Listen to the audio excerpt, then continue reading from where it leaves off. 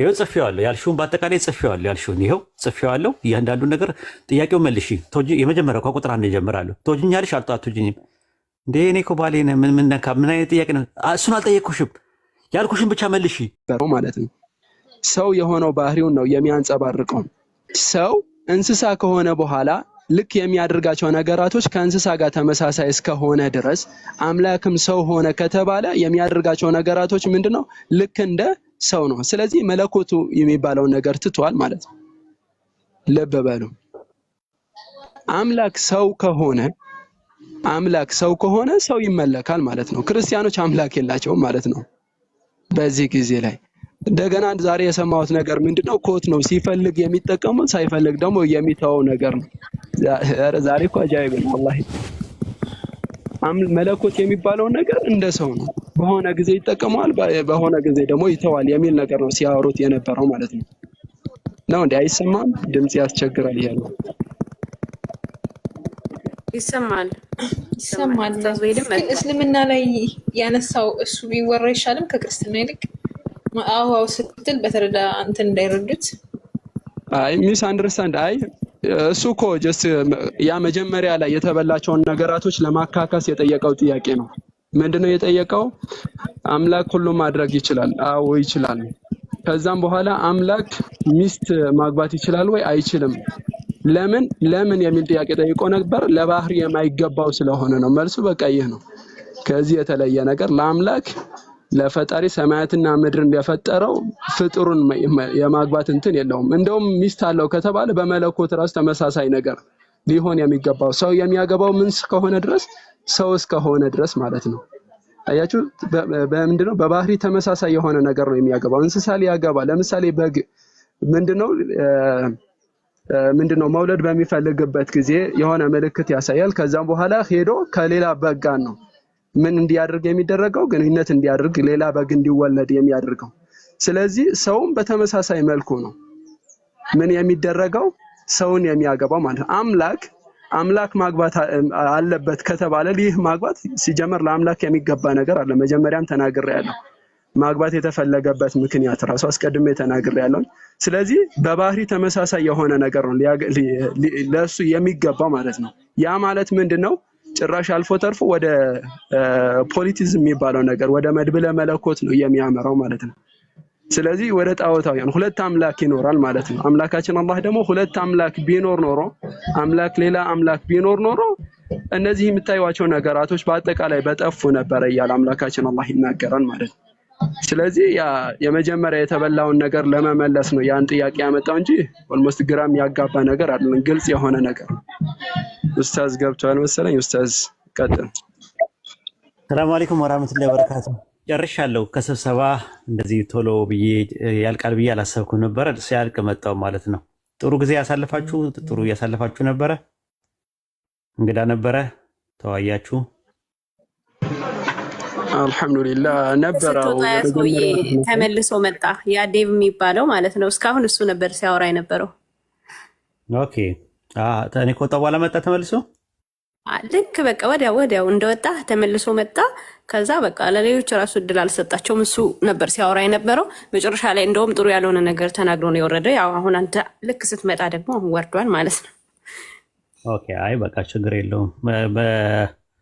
ወደ በሽሽቅ ምናምን ነገር ሰዎች ካመሩ ያው ችግር አለ ማለት ነው። ሳይኮሎጂካሊ የሆነ የተጎዱት ነገር አለ ማለት ነው። ወይም ደግሞ ሀሳቡ ሲከብዳቸው ነው ሰዎች ወደ በሽሽቅ የሚሄዱት ማለት ነው። እና ያ ደግሞ አግባብነት ያለው አይደለም። እና ለማንኛውም ጥሩ ነው።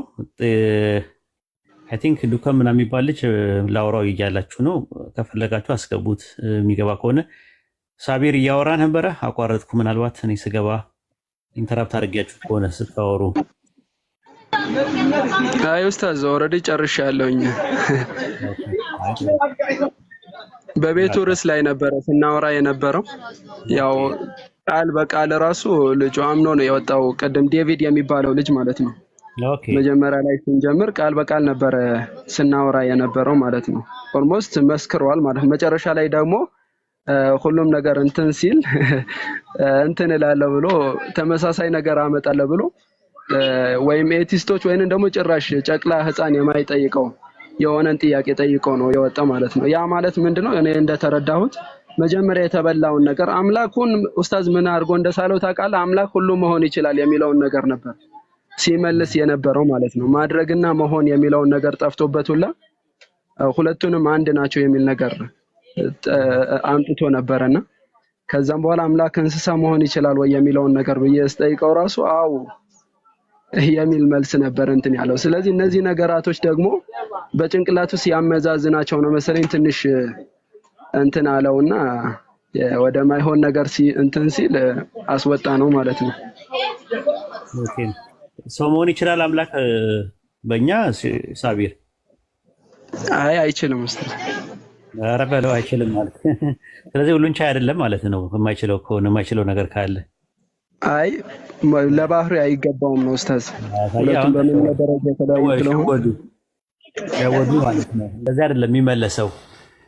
አምላክ ሰው መሆን ይችላል ወይስ አይችልም ብለው ሲጠይቁ መሆን የሚባል ነገር ባህሪ የለውም አይደል እንዴ? ስለዚህ ጥያቄው ከመነሻው ፎልስ ዳይኮቶሚ ነው።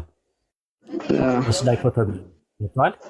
መሆን ይችላል አይችልም ሲሉ መሆን የሚባል ባህሪ የለውም ከመነሻው። ስለዚህ ትራይኮቶሚ ይመጣል። ሶስተኛ ቀጠና ያስፈልጋል። በሁለት ቀጠና ማሰር ግን ፎልስ ዳይኮቶሚ ይባላል ማለት ነው።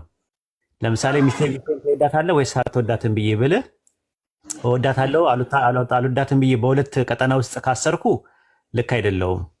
እወዳታለሁ ለማለት ማወቅም አለብህ፣ አልወዳትም ለማለት እንትን ማለት አለብህ፣ ማወቅ አለብህ ለሁለቱም። ስለዚህ ከሁለቱም አለመውደድም አለመጥላት የሚባል ሶስተኛ ቀጠና የሚባል ነገር አለ።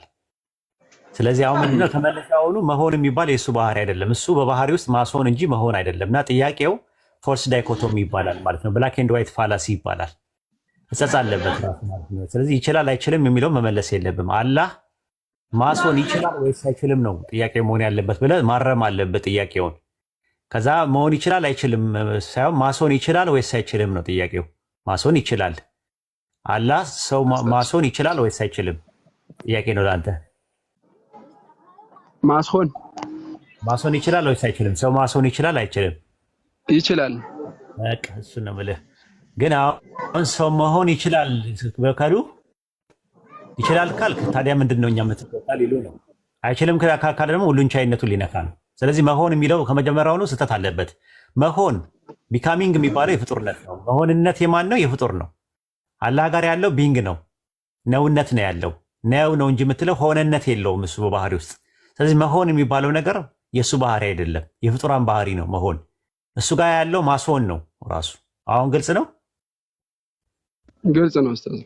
ተንኮላቸውን እንድታውቀው ፈልጌ ነው ራሱ። ለቀጣዩ ምንድነው እንድታውቀው ከሚለው ነው እንጂ አንተ ሐሳቡ እንትን አይደለም ለባህሪው አይገባም እያልከኝ እኮ ነው። እኔ እናንተም በቋንቋ እኔ ስሜትን እንረዳዋለን። አሁን አይችልም ስትል አሁን አንተ የምትረዳው ለባህሪው የሚመጥን አይደለም፣ ለባህሪው የሚገባ አይደለም እያልክ ነው ያለው። ያ ማለት እኮ ኡስታዝ በተዘዋዋሪ መልሻለሁ ማለት ነው። መሆን የሚባለው ነገር አይገባውም ነው። ቃል በቃል ያን ቃል በቀጥታ ባልጠቀመውም ያው መልሻለሁ ነው። መሆን የሚባለው ነገር ገልብጠህ ደግሞ ጠይቃቸዋለህ። ሁሉን ቻይ አለመሆን ይችላል ወይስ ይችላል አይችልም ብለህ ጠይቃቸው። ሁሉን ቻይ አለመሆን ይችላል ወይስ አይችልም ማለት ነው። ዱከምን ኡስታዙና አሰላሙ አለይኩም ወራህመቱላሂ ወበረካቱ። ኡስታዝ ከይፈ ወአለይኩም ሰላም ወራህመቱላሂ ወበረካቱ። እንዴት ነህ? ሰላም ነኝ ያለው አልሐምዱሊላህ። አልሐምዱሊላህ። ዱከም ልግባ እያለ ነው። አስገቡት፣ ኢንቫይት አድርጉ። አስገቡት፣ ሪኩዌስት ይላክና አስገቡት ብያለሁ እኮ እኔ እስካሁን ድረስ አልገባም።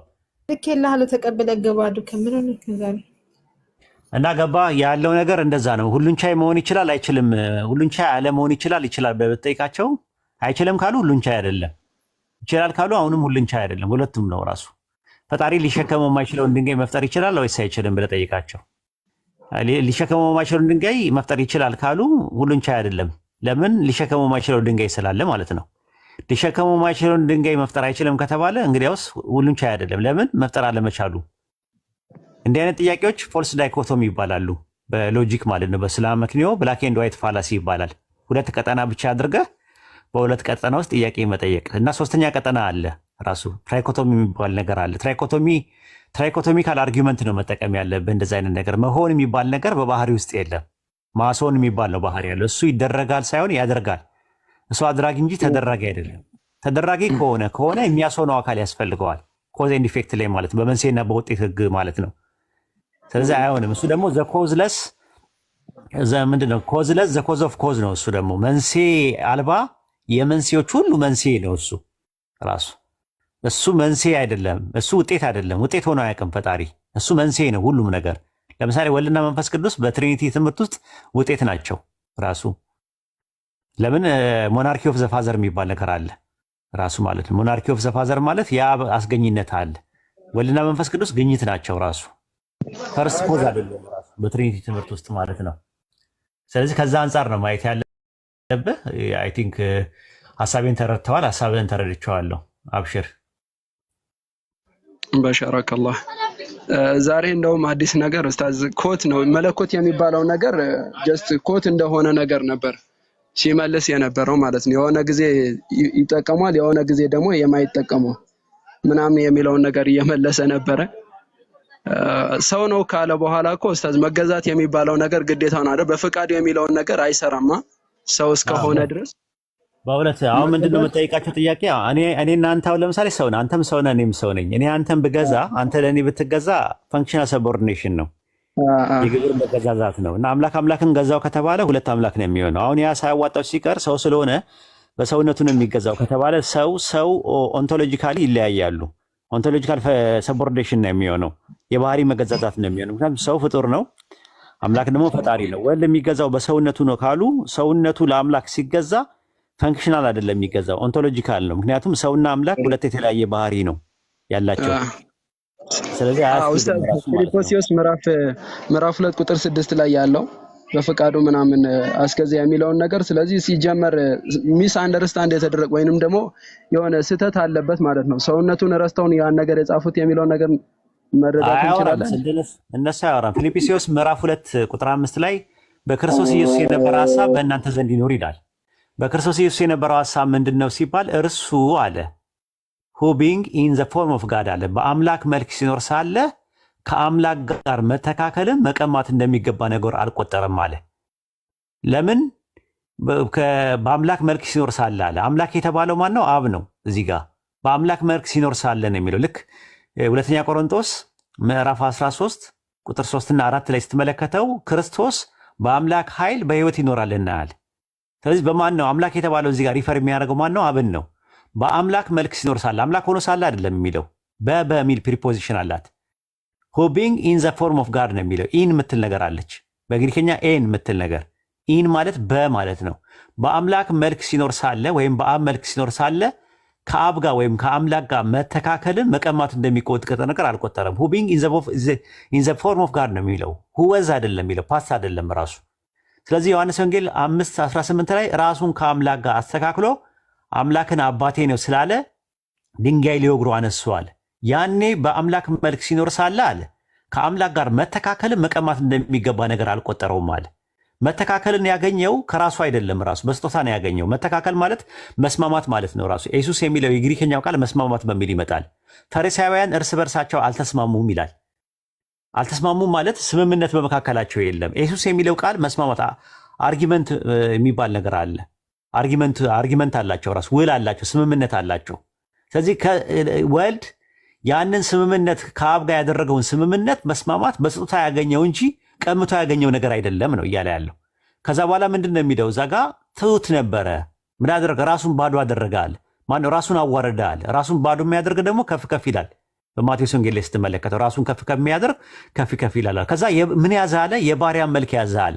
መልክ ለሚለው የግሪክኛው ቃል የገባው ሞርፌ ነው የሚለው። ለምሳሌ የአምልኮ መልክ አላቸው ማለት የአምልኮ አይነት ማለት ነው። የእውቀትና ይላል እንትን ላይ ስትመለከተው የሮሜ ምዕራፍ 2 ላይ የእውቀትና የእውነት መልክ ሲል ዛት ሚንስ አይነት ማለት ነው መልክ የሚለው ነገር። ስለዚህ የባሪያን መልክ ያዘ ማለት ትሕትናን ያዘው። ኢየሱስ ትሑት ነበረ ነው። ከዛ ራሱን ባዶ አደረገ ማለት ምንድን ነው? ህይወቱን ሰጠ ማለት ነው። እንደ ጳውሎስ ትምህርት ማለት ነው። ራሱን ባዶ አደረገ። ሁለተኛ ቆሮንቶስ ምዕራፍ 8 ላይ ስትመለከተው በእርሱ ድሃነት እናንተ ባለጠጎች ትሆኑ ዘንድ ስለ እናንተ ድሃ ሆነ ይላል። ድሃ ማለት ባዶ ነው፣ በቃ የሌለው ያለውን ነገር። ባለጠጋ ሆኖ ሳለ የጌታችን የክርስቶስ ቸር ስጦታ እወቀዋለሁ። ምንድን ነው የሰጠው ሲባል ራሱን ህይወቱን ነው የሰጠው። ለሞት አሳልፎ ሰጠ። ለሞት ያውም የመስቀል ሞት ታዛዥ ሆነ አለ። ከዛ አምላክ ደግሞ ያለ ልክ ከፍ ከፍ አደረገዋል። ለምን? ራሱን ዝቅ ዝቅ የሚያደርግ ከፍ ከፍ ይላል የሚል በኢየሱስ አስተምህሮት ውስጥ ስላለ ማለት ነው።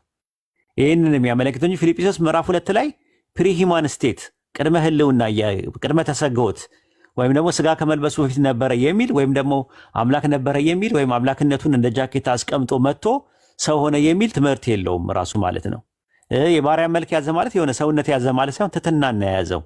ልክ ፍቅርን፣ ትሕትናን ምናምን ነገር ያዙ ይላል ጳውሎስ ራሱ ማለት ነው። ኢየሱስ 5 እንጀራና 2 ዓሣ ያዘ ይላል። ያ ማለት በላዩ ላይ በአምላክነቱ ላይ ወይ ደግሞ በሰውነቱ ላይ ደረበ ማለት አይደለም። የሆነ ነገር መያዝን ነው የሚያመለክተው። ስለዚህ እዛ ጋር ኢየሱስ የያዘው ትሕትናን ነው የያዘው። ራሱ ትሕትናን ያዘ። የባሪያ መልክ ማለት ትሕትና ማለት ነው። ትሕትናን ነው የያዘው ኢየሱስ ለማለት ተፈልገው እንጂ ፊልጵስዩስ ምዕራፍ 2 ላይ ምንም ስለ አምላክነት ወይም ስለ ፕሪ ኤግዚስታንስነት ምንም የሚያወራው ጥቅስ የለም ማለት ነው። ግልጽ ነው። ግልጽ ነው ኡስታዝ፣ ለእኔማ ግልጽ ነው እኮ ከዚህ በፊትም እንትን ብዬበታለሁ። ኦኬ እንደዛ ከሆነ አሰላሙ አለይኩም። አንድ ማውራት እችላለሁ? ይቅርታ እያደረጋችሁ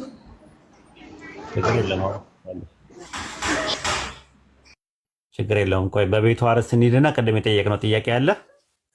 አንድ ልጅ አስገብተናል። ቃለም ስጋ ሆነ ሰላም ብያለሁ። ቤት አድርጊማ አለሚዛ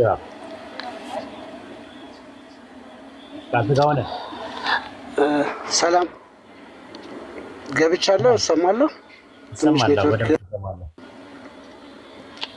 ወይ ገብቻለሁ፣ እሰማለሁ። ትንሽ ኔትወርክ ያዝግ ነገር ነው። እንዴት አረፋችሁ? ኔትወርክን አስተካክለን እኩል እያወራን ተስተካክሏል። አሁን ተስተካክሏል። አዳምጠናል። ቶፒኩ ቅድም ስናወራ ሰላም ነው። አሁን ነው የመጣሁት እና አሁን ቆየ ነው የሚመጣው። እሺ ልጅ ሬዲ ኔትወርክን አስተካክለና እዚህ ቤት ስትመጣ እኔ እስከዛ ማውራት እችላለሁ። ሰላም ብያችኋለሁ። ሰላም ሰላም። ክርስቲያን ነሽ? ክርስቲያን አይደለሁም። በነገር አይደለሁም ነበርኩት በፊት። አሁን ምንድን ነሽ? እስላም። እስላም ወይስ ሙስሊም? ሙስሊም። አዎ እዚህ ውስጥ እስላም አለ እንደምታየው። እስላም የሆነ ሰው አለ? እስላም አለ እዚህ ውስጥ እስላም አለ? እኛ ውስጥ እስላም የለም እስካሁን ድረስ። እኔ እስላም ዲን ነው። ኢስላም የሚባለው ዲን ነው፣ የሃይማኖት ስም ነው። ብዙ ጊዜ ምንድነው ሲባል ኢስላም ነኝ ይላሉ አንዳንድ ሰዎች። ኢስላም አይደለም። ኢስላም የሆነ ሰው አለ እንዴ? ሙስሊም ነው። እሺ ቀጥይ። ማሻአላህ ሰልመሽ ነው? አዎ አዎ። ተሰለምሽ ስንት ጊዜ አደረግሽ? ተሰለምሽ ስንት ጊዜ ሆነሽ? ትንሽ ቀን ነው፣ 5 ቀን እንደዛ ነው። 5 ቀን እንደዛ ነው። አላሁ አክበር አላሁ አክበር ማሻአላህ። ስለዚህ ትምህርት አልጀመርሽም? እኔ አሁንም ማውራት አሁን የገባሁትኝ ይሄንን ለመጠየቅ ነበር የገባሁትኝ። ኦኬ እናትን አግኛት አንዴ። እናትን በውስጥ አግኛትና እናትን አግኛት። ፕራይቬትሽን ዝጊ፣ ሰዎች እንዳይረብሹሽ። በውስጥ መስመር ማንም ሰው መጥቶ ቢያወራሽ ለጊዜው አታዳምጫቸው። እሺ ችግር የለውም። አታወሪያቸው። እናትን አግኛትና እናትን እንትን በያት። ስልክሽ ምናምን ነገር አስቀምጪ፣ ከዛ ያስገቡሻል፣ ትማሪያለሽ። ችግር የለውም። አመሰግናለሁ። እና በውስጥ ይምጡና እኔ እንትን እላለሁ። እናትን አወሪያት። እናት አለሽ? ነይ እና በግል አናግሪኝ። አልተደራረጉና እሷ አናግሪያት። እሺ በቃ እሺ። በርቺ። እሺ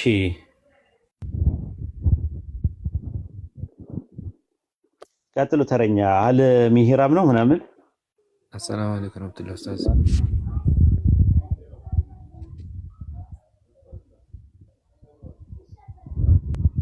ወአለይኩም ሰላም ወራህመቱላሂ ወበረካቱ። ኡስታዝ ድምጽ ታፍኗል። ወአለይኩም ሰላም ወራህመቱላሂ ወበረካቱ። ኦኬ ይሰማል? የኔ በደንብ ይሰማል። መርሐባ ኡስታዝ። ከባለፈው ሰሞን ላይቭ ላይ ወንድም ሳላህ ምናምን የነበሩበት ፕሮግራም ነበር ከቁርአን ጋር በተያያዘ እና በአህሩፍ ምናምን ጉዳይ ምናልባት ከርዕሱ ጋር አይሄድም፣ ግን ብዙ ጊዜ ልጠይቅ ሞክሬ ስላላገኘሁህ ነው። አሁንም ማቅረብ እችላለሁ ጥያቄውን ከተፈቀደልኝ? ትችላለህ። አቅርበውና በቃ ሰው ስለሌለም ሰው ሲመጣ ያው ቦታ ትሰጣለህ ማለት ነው። ሌሎቹ ክርስቲያኖች ከመጡ እስከዛ ድረስ ግን ጥያቄውን አቅርብ። መርሐባ ኡስታዝ። ጥያቄው ምንድን ነው? ረሱል ሰለላሁ ዐለይሂ ወሰለም ላይ በ7 አህሩፍ እንደወረደ ሚን ሐዲስ እንደዚሁ እንደተቀመጠ ከብዙ ማብራሪያዎች ላይ አይቻለሁና ቁርአን ደግሞ በአጠቃላይ በ23 ዓመት ጊዜ ውስጥ እንደወረደ እናውቃለን። ያንተንም የቁርአን ዳራን አንብቤው ነበርና እሱ ላይ በተወሰነ የሚያስቀምጠው ምንድነው አንድ ጊዜ በጁምለተንና ሙፈሰል ሆኖ እንደወረደ ያስቀምጣል። አላህ Subhanahu Wa Ta'ala ለረሱል አለይሂ ሰላቱ ወሰለም በዛ ወይም ደግሞ ጅብሪል አለይሂ ሰላም ለረሱል በሰባት ሐሩፍ ሲቀራላቸው በየትኛው ጊዜ ነው? 23 ዓመቱን ሙሉ ነው ወይምስ ደግሞ በጁምለተን የወረደው ላይ ነው? እንዴት ነው ይሄ ነገር? ምናልባት ግልጽ ከሆነ በዚህ ጥያቄ ሁለቱም ላይ ምክንያቱም ቁርአን ላይ ያለ ራሱ ያ ነገር ማለት ነው። ራሱ በቁርአን ውስጥ ስትመለከተው ይሄ ሪዋያ የሚባል ነገር አለና ሪዋያ ማለት ረዋ ከሚል ቃል ነው፣ አስተላለፈ ነው። ራሱ ትራንስሚሽን ነው፣ አስተላልፎት ማለት ነው። ትራንስሚተር ደግሞ አስተላላፊ ይባላል፣ ራዊ ይባላል በአረብኛ ታውቀዋለህ። ልክ በአማርኛ ትውፊት እንደሚባለው አውፌ ቅብሎች ማለት ትራንስሚሽን ማለት ነው። በግሪክ ደግሞ ፓራዶሲስ ይባላል ማለት ነው። ከዛ በኋላ ደግሞ ጦሪቅ አለው ማለት ነው። ጦሪቅ ማለት የማስተላለፊያ መስመር አለው። እነዚህ ተዋቱር ይባላሉ። ሙተዋቲር የሚባሉ 7 ናቸው። ተዋቱር የሚባለው ሙተዋቲር ደግሞ ያው ስንክሳር ማለት ነው ራሱ። ስለዚህ ረሱል ሰለላሁ ዐለይሂ ወሰለም ምንድነው ያሉት? ጅብሪል ለእኔ በአንድ አርፍ አቀራር ይቀራልኝ ነበረ። ከዚያ በሌላ አርፍ እንዲያስቀራኝ ጠየቁት። በተደጋጋሚ ስጠይቀው በ7 አህሩፍ በመቅራት ጀመረልኝ አሉ። አሁን ይሄ ነው ዋናው ነጥቡ። ምንድነው ቁርአን ላይ አለ ወይ ይሄ ነገር ብለን ስትል፣ አዎ አለ። ይሄ የአቀራር ስልቶቹ ራሱ አምላካችን አላህ ቁርአንን በተርቲል ቅሩት ብሎ ይነግረናል። ራሱ በተርቲል እንድንቀራው ይነግረናል ራሱ። ለምሳሌ በሱረቱል ሙዘሚል ምዕራፍ 73 ቁጥር 7 ላይ እንደዛ ነው የሚለው፣ ወረቲል ቁርአንን ተርቲላ ይላል አይደለ? ተርቲላ ማለት የተርቲል ብዙ ቁጥር ነው ራሱ ማለት የተርቲል አንደኛው ፎርም ነው። ስለዚህ ወረቲል ቁርአንን ተርቲላ ሲል በቁርአንን በተርቲል ቅሩት ማለት ነው ራሱ። ረተል ማለት ራሱ በተርቲል መቅራት ነው ራሱ። ይሄ ተርቂቅ ተርዊፍ ምንድነው? ተድዊር የሚባለውና ሀድር የሚባለው አለ አይደለ? ይሄ ዝግታው መካከለኛው ፍጥነት ይባላል። ልክ በዛው እንትን ነው። ሌላ ቦታ ላይ ደግሞ ሱረት ፉርቃን ምዕራፍ 25 ቁጥር 32 ላይ እንዲሁ በእርሱ ልብ ልናረጋጋ ከፋፈል ነው አወረድ ነው ቀስ በቀስ መለያየትን ለየ ነው የሚለው። ወረተልናሁ ተርቲላ ነው የሚለው። ገብቷል? አሁን እዚህ ጋር ወረተልናሁ ተርቲላ ሲል ተርቲላ የሚለው ቃል እንትን ነው። በዛ መልኩ ነው የመጣው ራሱ መለያየትን ለየ ነው ይላል። አሁን መለያየት ማለት በ7 አይነት አህሩፍ ነው ቁርአን የመጣው ማለት ነው። ረሱል ሰለላሁ ዐለይሂ ወሰለም ከዛ አንፃር ነው እየነገሩን ያለው። ይሄን ይመስላል ራሱ ማለት ነው። ሲመጣም በዛ መልኩ ነው የመጣው ማለት ነው። ራሱ መጀመሪያ ሲመጣ በአንድ ፎርም መጣና ከዛ ሰባቱም ግን መጀመሪያ ጥብቁ ሰሌዳ ላይ የነበረው ወደ ቅርቢቱ ሰማይ ወይም ደግሞ ቤቱል ኢዛ በሚባለው ሲወርድም ጁምለተል ዋሂዳ ሆኖም ሲወርድም እንደዛ ነው። ከዛ በኋላ ቀስ በቀስም ሲወርድም ደግሞ እንደዛ ነው። ይሄን ይመስላል። ጀዛከላ ኸይር ኡስታዝ። ይሄ ነው ጥያቄ። ሌላ ጥያቄ ካለኝ በሌላ ጊዜ ይመጣል ኢንሻአላህ። አዎ ደስ የሚል ጥያቄ ነው ራሱ ማለት ነው። እና በጣም እንትን ነው ሰፋ ያለ የሚፈልግ ጥናት የሚፈልግ ነገር ነው ይሄ ማለትም የሪዋያዎቹ አመጣጣቸው። አንድ ቦታ ላይ መልክ የውመዲን ይላል ሚንፈታ መ በሚል ይመጣል። ሌላ ቦታ ላይ ደግሞ ሚንፈታ አሊፍ ስኩም ማ ተብሎ 2 አረካ ይሳባል ማ ይሆናል። ማና ሚ በሚል ይመጣል። ሌላ ቦታ ላይ ደግሞ እንደዚሁ ከቢር እና ከሲር በሚል ይመጣል ማለት ነው። የተለያየ እንትኖች አሉ። እንደገና ደግሞ አንድ ቦታ ላይ አላህ አንደኛው ሪዋያ ላይ እኔ በሚለው ይልና ሌላኛው ሪዋያ ላይ ደግሞ እኛ ይላል። ሁለቱንም ግን ያለው እኛ አላህ ነው ያለው ራሱ ማለት ነው። አንድ ቦታ ላይ ደግሞ በመጀመሪያ መደብ እኔ ይልና ሌላ ቦታ ላይ ደግሞ በሶስተኛ መደብ እርሱ ይላል። ሁወ እያለ አና እያለ ይጠቀማል። ይሄ ሁላ ምንድነው? አላህ ነው የተጠቀመው ያንን ነገር። አሁን ረሱል ሰለላሁ ዐለይሂ ወሰለም ወይ ጂብሪል ወይ ሰሃባዎች ይህንን ነገር ቢያደርጉት ኖሮ መበረዝ ነው የሚሆነው የነበረው። ግን ባለቤቱ ራሱ በዚህ መልኩ ነው ያወረደው ማለት ነው። እና ሪዋያዎቹ ራሱ በተለያየ ሪዋያ አንድ ነገር ያለውን ሌላ ቦታ ላይ ያለውን ራሱ እንትን ይላል። ትረካው ላይ ደግሞ ሲሆን በሚሆንበት ሰዓት ላይ የሚገርም ነገር ነው። ለሙሳ አለይሂ ሰላም ለፊራውን ነግሮም አንተም እኔም ታውቃለህ ብሎት ነበረ። አላህ ደግሞ ለሁለት ይከፍልና አንተም ታውቃለህ የሚለውን በአንደኛው ሪዋያ ያመጣና በሌላኛው ሪዋያ ደግሞ እኔም አውቃለሁ የሚለውን ነገር ያመጣዋል ማለት ነው። እና የሚገርም ነው የቁርአን አመጣጥ ማለት ነው። እና አላህ ጥንት የነበረውን ነገር ሲያወሩት የነበረውን ንግግር ለሁለት ይከፍለዋል። ራሱ አንድ ሱራ ላይ ምን ያደርገዋል? አሁን ኢብራሂም የተናገረውን ሙሉ ንግግር አይወስደውም። ራሱ ኢብራሂም ከመላእክቶቹ ጋር የተነጋገረውን ንግግር ለሁለት ይከፍለውና አንድ ሱራ ላይ ሲያወራንና የተቀረው ሱራ ላይ ደግሞ ሌላ የቀረውን ንግግር ይናገራል። እና አንዳንድ ሚሽነሮች ያንን ስለማያውቁ እርስ በርስ ቁርአን ይጋጫል ይላሉ። እንዴ የታለ የሚጋጨው ስትላቸው ይሄው እዚህ ጋር ያለው ሌላ ነገር ነው፣ እዚህ ጋር ያለው ሙሉ ንግግሩ ይሄ ነው። አላህ ግን ለሁለት እየከፈለ ነው የሚናገረው። ሱረቱ ዙመር ምዕራፍ 39 ላይም እንደዛ ነው የሚለው። በሱራዎች ውስጥ ተመሳሳይና ተደጋጋሚ ነገር እናመጣን ነው የሚለው። ተመሳሳይ ማለት ነው ራሱ ማለት ነው። አንደኛው ጋር ይደግመዋል ሌላ ቦታ ላይ አንጠልጥሎ ማለት ነው። ልክ እንደ ሮማንት ምንድነው እንደ ሰስፔንስ አድርጎ ማለት ነው። ሰስፔንስ ያደርገውና ያንጠለጥለውን እንትን ያለ ቁርአን እንደ እንትን አይደለም፣ እንደ ፊክሽን አይደለም። ፊክሽን ሲሆን ነው የሆነ ወጥነት ያለው የመጀመሪያ ጀምሮ አንድ ላይ የምታወራው። አላህ ግን በቁርአን አንደኛ ሱራ ላይ የሆነ ጥንት የነበሩትን ነገሮች የሆነ ነገር ይነግረንና ሙሉ ንግግራቸውን አይነግረንም። የሆነ ነገር በተወሰነ አስፈላጊ ነገሩን ይነግረንና ከዛ በኋላ ሌላ ቦታ ላይ ደግሞ የተቀረውን ያናገራል። ለምንድን ነው አላህ ጥንት የነበሩ ነገሮችን ወደኋላ የሚተርከው የሚያመጣው ብለን ስንል ለምዕመናን መገሰጫና ማስታወሻ ነው ይላል። ለምን እነሱ ያንን መልእክት ባለመቀበላቸው በወቅቱ የቀመሱት ቅጣት አለ። ከዛ ቅጣት ተምረው ሰው ትምህርት አግኝተው አሁን ደግሞ የመጣው መልእክትና አሁን የመጣው መልእክተኛ ያልተቀበለ ሰው የቂያማ ቀን የፍርድ ቀን ምን አይነት ቅጣት እንደሚያገኘው ማስተማሪያ እንዲሆን ነው ያመጣው እንጂ የታሪክ መጽሐፍም አይደለም። ቁርአን ሲጀመር ጀምሮ ማለት ነው ከሌ ከሌን ወለደ የሚል የቀበሌና የእድር መጽሐፍም አይደለም። የኛ መጽሐፍ እንደዛ ነው እንትን የሚለው ኢብራሂም እናትና አባቱ ማናቸው የሰራረቅ ምን አደረጉ የሚለው ነገር የለም እኛ መጽሐፍ ውስጥ ማለት ነውና በዚህ መልክና ልክ ይኸው ለማለት ፈልጌ ነው። አሪፍ ጥያቄ ነው የጠየቀው። አላህ ያበርታ፣ ጠንከር በል። ጥሩ ጥያቄዎች ናቸው። እንደዚህ ያየ ትምህርት ሰው ሊያገኝበት የሚችሉ ጥያቄዎችን ሰዎች ይዘው ሲመጡ በጣም ነው ደስ የሚለን እና ሺህ በክንፉና ሺህ በአክናፉ የሚባሉ ሰዎች ዛሬ በአሁን ሰዓት ያሉ ሰዎች በመጠየቃቸው ነው ተናንሰው በመጠየቃቸው ነው ይህን ሁሉ ያገኙት ማለት ነው። ከፍ ብሎ ለመጠየቅም ዝቅ ብሎ ለመጠየቅም ሁለቱም ፍላጎት ይፈልጋል ማለት ነው እና እንደዛ ነው ብዙዎች ከቀንበር ወደ መንበር ውስጥ የመጡትም ከብዙዎች ደግሞ ከጉሊት ወደ ጉልላት የመጡት በመጠየቃቸው ነው እና የጥያቄ ፉንጋ የለውም። ራሱ እህል ቅጠል አይልም የሚባል ጥያቄ የለውም። እንደ ዳገት የሚያዳግት እንደ ቁልቁለት የሚያሽቆለቁል የሚባል ጥያቄ የለውም።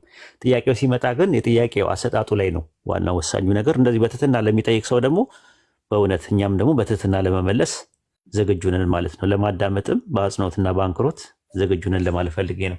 ይህን ይመስላል።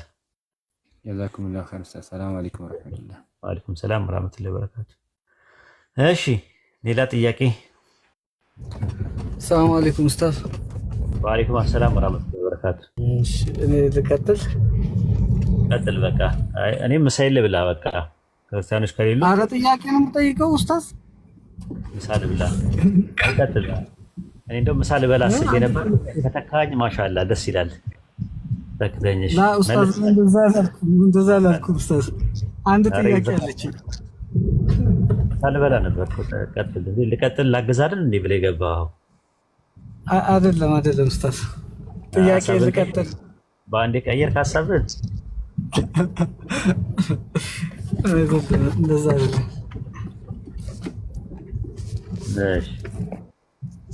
የቅድም ወገናችን ማን ነው ዴቭ ነው ምናምን የሚባለው የጠየቀው ጥያቄ እና አንተ ሁልጊዜ ንግግር ስትጀምር የምትላት ቃል አለች እና እሷን ዘርዘር ብታደርግልን ከወገኖቻችን ጋር ንግግር ስትጀምር የምትላት ቃል አለች እና በአምላክነቱ ላይ ሰውነት የሌለበት ምናምን የምትለዋ ሁልጊዜ የምትጠቀማት እና በጣም የምታፍጥ ቃል አለች እና እሷን በሰፊው በደንብ ብታስረዳለን እና መተው ባይጨቀጭቀው ሪከርድ አድርገን በመጡ ቁጥር ይችን ብናሳይ ብዬ አስባለሁ። ያው እኔ እኮ ምን እንትን ነው በሌላ ነገር ነው እነሱ የሚተረጉሙት እንጂ እኔ እኮ በጣም እኮ እኔ ቀባና ማዕቀብ አድርገ የተሰጠርኩት ያው ደርባባ ለመሆን ነው፣ ገራገር ለመሆን ፈልጌ እንጂ ቀበኛም ቃተኛም ሞገደኛም ለመሆን ፈልጌ አልነበረም ራሱ። እና አንዳንድ ጊዜ ግቡና እንነጋገር ስትሏቸው እንደባደብ ያልኳቸው ይመስላችኋል መሰለኝ። መተው በቃ በእኔና በጥምቀት የማይጫወት የለም ራሱ እና ይጫወቱብኛል እኔ ጋ መተው እና ያ ልክ አይደለም ብለን ነው የምናምነውና ነፃ ሆኖ ነፃ ውይይት ነው፣ ሀሳብን ማንሸራሸር ነው ራሱ። ሀሳብን በተሻለ ሀሳብ ለማረቅና ለማሳለጥ መሞከር እንጂ እርርና ምርር ብለው የሚንጨረጨሩትና የሚንተከተኩት ነገር ደስ አይለኝም እኔ። በዚህ መልኩም እንዲቆጡ እምነታቸውን ሊያስቆጣ የሚችል ነገር ስሜታቸውን ሊነካ የሚችሉ ነገሮች ምንም ነገር አንጠቀም ብለን እናምናለን እና ንገሯቸው። ወይድ ደርባባ ነው፣ ገራገር ነው፣ ቀበኛም ቃተኛም ሞገደኛም አይደለም በሏቸው። እሺ ይዛሃር ኸይር ኡስታዝ። እሺ አይ ከዛ አይደለም መልከታይ ገባኝ። አሁን ወደ እንትኑ ልገባ ነው። ሰው መሆን አይችልም ብሎ ሲከራከር ስለነበር አንተ ከወጣህ በኋላ የእናንተ ፈጣሪ ሰው መሆን አይችልም ምናምን እያለ ብዙ ስላወራ አውርተንበት ነበር። ምናልባት ምን ላይ ሰተንበት ነበረ ራሱ። እሱንም አላዳመጥክም ማለት ነው። ገብቼ እኔ መልስ ሰጥቼበታለሁ። ኦዲዮ ካለ ይንገሩ።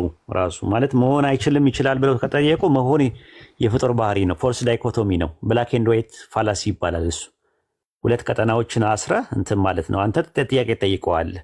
እህቴን ትወዳታለህ ወይስ አትወዳትም ብለህ ጠይቀው። እወዳታለሁ ካለ የታውቃታለህ ትለዋለህ። አልወዳትም ብትለው በሁለት ነው። አየህ ግን አልወዳትምም አልጠላትምም ነው ማለት ያለበት። ሶስተኛ ቀጠና አለ። ስለዚህ ፎልስ ዳይኮቶሚ ይባላል ማለት ነው። ሁለት አጥር እና አላህ በመነሻውኑ ነውነት እንጂ ሆነነት የሚባል ባህሪ የለውም። ቢንግ ነው እሱ ጋር ያለው። ቢካሚንግ የለም። ራሱ ሆነ የሚባል ነገር የለው። መሆን የሚባል የእሱ ባህሪ ያለ እሱ ማስሆን ነው። እሱ ጋር ነው እንጂ ሆነ የሚባል ባህሪ የለው። ለምን? የሚተብል ነው። እሱ ጋር የሚተብል ነው። እሱ የማይለዋወጥ ነው ራሱ ፈጣሪ ማለት ነው። ስለዚህ ከመነሻውኑ ፈጣሪ ሰው ማስሆን ይችላል ወይስ አይችልም ነው ተብሎ የሚጠየቀው እንጂ ሰው መሆን ይችላል አይችልም። መሆን የፍጡር ባህሪ ነው። መሆን የሚባል ነገር የለም። ስለዚህ ምንድን ነው ትምህርታችን ስንል የምናመልከው አምላክ ሰማይና ምድርን በመካከላቸው የፈጠረው የዓለማቱ ጌታ አላህ አንድ ነው። በአንድነቱ ላይ ሁለትነት ሶስትነት የለበትም ራሱ ማለት ነው። በአንድነቱ ላይ ሁለትነት ሶስትነት የለበትም። በአምላክነቱ ላይ ደግሞ ሰውነት የለበትም። በሕያውነቱ ላይ ሞት የለበትም። በጥበቃው ላይ ደግሞ እንቅልፍ የለበትም። በኃያልነቱ ላይ ደግሞ ድካም የለበትም። በጌትነቱ ላይ ባርነት የለበትም። ይሄ ነው የምናምነው የኛ የኢስላም አስተምሮት ይዛሃር ግልጽም ግልጽልጽም ያለ ነገር ነው። ሽክረን ኡስታዝ። ከተመለሰልህ ምሳ ልብላ። አፈርሶን ምሳ እንብላ። ኸይር በቂ መልስ ኡስታዝ፣ በቂ መልስ። ጀዛከላሁ ኸይር ኡስታዝ። ብላ አፍያ ብላ ምሳ።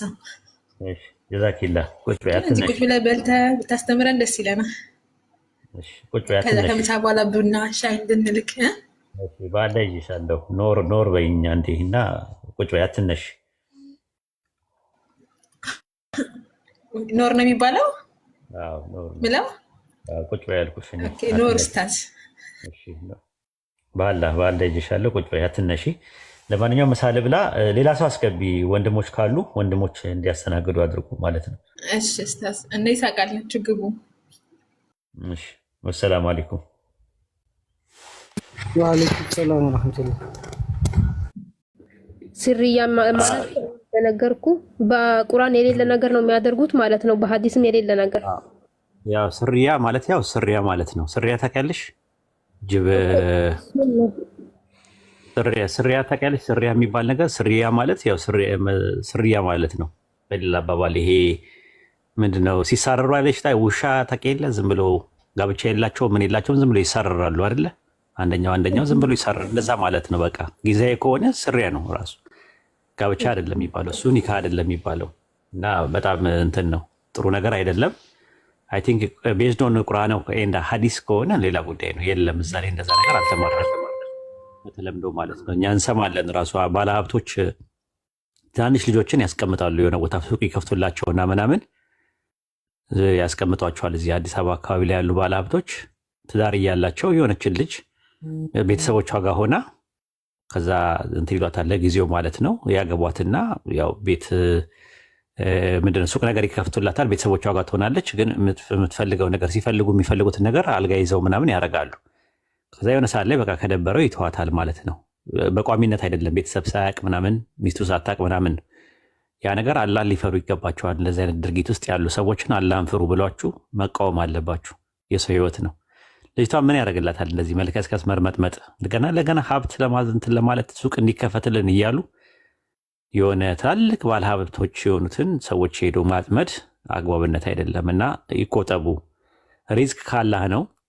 ካላህ የሚመጣውን ነገር መቀበል ነው። ገና ለገና ግን ሀብት ተብሎ ለጊዜውም ቢሆን አግብተው ይፍታኝ የሚሉ ሴቶች እየበዙ ነው፣ እየተበራከቱ ነው። አላህ ሂዳያ ይስጠን ሁላችንንም። አላህ ሂዳያ ይስጣቸው ሁሉንም ማለት ነው ኢንሻአላህ። እሺ በስዋክ ኒካ ማሰር የሚባል ነገር በቁርአን በሐዲስ አለ ማለት የመህር የሚባለው ነገር በትንሹ ሲዋክ መስጠት ይችላል የፈለገው ማለት ነው። ራሱ መህሩን ነው አይደል? ስለ መህር ነው የምታወሪኝ። በሲዋክ ኒካ ማሰር የሚባለው ያው በትንሹ የጥርስ መፋቂያ ሰጥቶ ኒካ ማሰር ይችላል ለማለት ተፈልጎ ነው።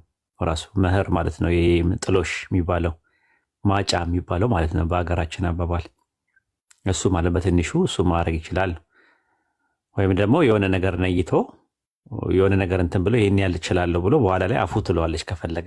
ለምሳሌ 100 ሺህ ብር ነው የምሰጠው ብላ ብሎ ሲናገር እሺ ትልና ያው በኋላ ላይ ብሩ እኮ የራሳቸው ነው የሚሆነው። የተለያየ ነገር ነው። በትንሹ ግን ቁርአን ማስቀራት አለ፣ ሲዋክም አለ ራሱ። ያኔ ሲዋክ ገዝቶ ይሰጣል ነው ለማህር ክፍያ እንዲሆን። እሷ ያለችውን ነው እኮ እንትን የምትለው እሷ ናት እኮ የምትጠየቀው አይደለ? ከፈለገች ሲዋክ ትላለች፣ በትንሹ ቁርአን ያስቀራኝ ትላለች፣ ወይ ደግሞ ወርቅ ይግዛልኝ ትላለች፣ ይሄን ያህል ብር ይስጠኝ ትላለች ምናምን ነገር ራሷ ናት የምትለው። ግን በኋላ ላይ አፉ ማለት ትችላለች። ለምሳሌ የሚስት ሀቅ የሚባሉት 3 ናቸው አይደል? አላህ የቂያማ ቀን የሚጠይቃቸው ወንድ ልጅን የሚጠይቀው 3 ነው። የመጀመሪያ መህር ነው። አንድ ሰውን ለምሳሌ 10 ሺህ ብር ነው መህር መስጠት አለ እና አቅም የለውም ልበልሽ፣ ታገኝ እሰጣለሁ ብሎ ኒካ ማሰር ይችላል። ካገባት በኋላ ግን 10 ሺህ ብር ኦፖርቹኒቲው አግኝቶ እድሉን አግኝቶ 10 ሺህ ብር ባይሰጣት ከዛ በኋላ ከእሷ ጋር የሚያደርገው ተራክቦ እንደዚህ ነው የሚቆጠረው አላህ ዘንድ። በቃ አንዴም ሁለቴም ሶስቴም ማድረጋ በቃ እንደዚህ ነው ከዛ በኋላ የሚቆጠር ብሩን ካገኘበት ጊዜ ጀምሮ እንደዚህ ነው የሚቆጠር። ስለዚህ መክፈል አለበት። ይሄ የመጀመሪያው የሚስት ሀቅ መህር ነው። ሁለተኛው ደግሞ ምንድነው? አላህ ባዘዛት መልካም ነገርና በከለከላት ክፉ ነገር ሊከለክላትና ሊያዛት ይገባል። በቁርአን ውስጥ የተባሉ ነገሮች አሉ። እነዛ ነገሮች መታዘዝ አለባት ሴት ልጅ። ስለዚህ ምንድነው ያደረገው? የመጀመሪያ ምንድነው? ይገስጻታል። ስታምጽ ማለት ነው። ያመፀችዋን ሴት ባላ ላይ ስታምጽ ይገስጻታል። የመጀመሪያው እሱ ነው። ከዛ በኋላ አልሰማ ካለች ደግሞ በመኝታ ይለያታል። እሱን አልሰማ ካለች ደግሞ ሳካ ሳታደርግ ይመታታል። ማለት መምታት ማለት መደብደብ ሳይሆን ልክ ሙሴ በትሩን ባህሩን ምታው ሲለው አገራው፣ ውሃ እንዲያፈልቅ አደረገው። ለምሳሌ ተኝታ ሰላተል ፈጅር ላይ የረሱል ያስቀመጡት ምንድን ነው? ሰላተል ፈጅር ላይ ተኝታ እያለ ውሃ ይረጫታል። ፊቷን በውሃ ይረጫትና ይቀሰቅሳታል። እንደዛ ነው። ግን መደብደብ አይፈቀድም። መደብደብ አይፈቀድም ማለት ህመም ያለው ነገር አይቻልም ማለት ነው። ይሄ እንትኑ ነው። ይሄ ሁለተኛው ነው። ሶስተኛው ደግሞ ምንድን ነው? ሊያገዛት ይገባል። ስራ ማገዝ አለበት። ራሱ ቤቱ ረሱ ሰለላሁ ዐለይሂ ወሰለም ለባለቤቶቻቸው ሊጥ ያቦኩ ነበረ። ቤቱ ውስጥ ስራ ማገዝ አለበት። ወይ ልጆች መያዝ አለበት፣ ወይ የሆነ ነገር ማድረግ አለበት፣ ወይ ደግሞ ስራ ሽንኩርት መክተፍ አለበት። ወደ አውሮፓ ምናምን ከሄድሽ ወንዶቹ ሽንኩርት ይከትፋሉ፣ ቤት ያጸዳሉ፣ ልብስ ያጥባሉ፣ በማሽን እቃዎችን በማሽን ያጥባሉ፣ በማሽን ሽንኩርት ይከትፋሉ። ስራ መተጋገዝ መቻል አለበት። ይሄ ሶስተኛው ነው። አራተኛውና የመጨረሻው ደግሞ መንከባከብ አለበት። በፍቅር መንከባከብ፣ ስሜቷን መንከባከብ አለበት። ስሜቷን መረዳት አለበት። ሴት ልጅ አይን አይኗን የሚያይ አይን፣ የሚያዳምጣት ጆሮ፣ ስሟን የሚጠራ አንደበት፣ የሚያስባት ልብ ትፈልጋለች። እንክብካቤ ያስፈልጋታል። ስለዚህ አጠቃላይ ስሜቱን ብቻ ሳይሆን ማዳመጥ ያለበት እሷ ምንድን ነው ስሜቷ፣ ምንድን ነው የምትፈልገው። ሴት ልጅ የሚያዳምጣት ትወዳለች። እንደዛ መሆን አለበት። መንከባከብ አለበት ራሱ። አይን አይኗን ልክ ከቤት ሲወጣ ቻው ብሎ ሳምሳም አድርጎ አንገቷ ውስጥ ገብቶ ምናምን ነው ቀኑ ላይ ይባረክለታል። ራሱ ጥሩ ቀን ይሆናል ማለት ነው። በቃ ደስተኛ ሆኖ ይወጣል። እሷም ደስተኛ ሆና ትውላለች። ከስራ ሲመጣ ደግሞ ቤት ውስጥ እሱ ካገኛት ወይም ደግሞ እሱ ቤት ውስጥ ሆነ እሷ ካገኛት ደግሞ ሳም አድርጎ እንኳን ደህና መጣሽልኝ ምናምን። እንደ ደንቡ ከሆነ ደግሞ አውሮፓ ምናምን ከሆነ ደግሞ ጫማዋን አውልቆላት። ምክንያቱም አውሮፓ አይታችሁ ከሆነ ምንጣፍ ይበዛል።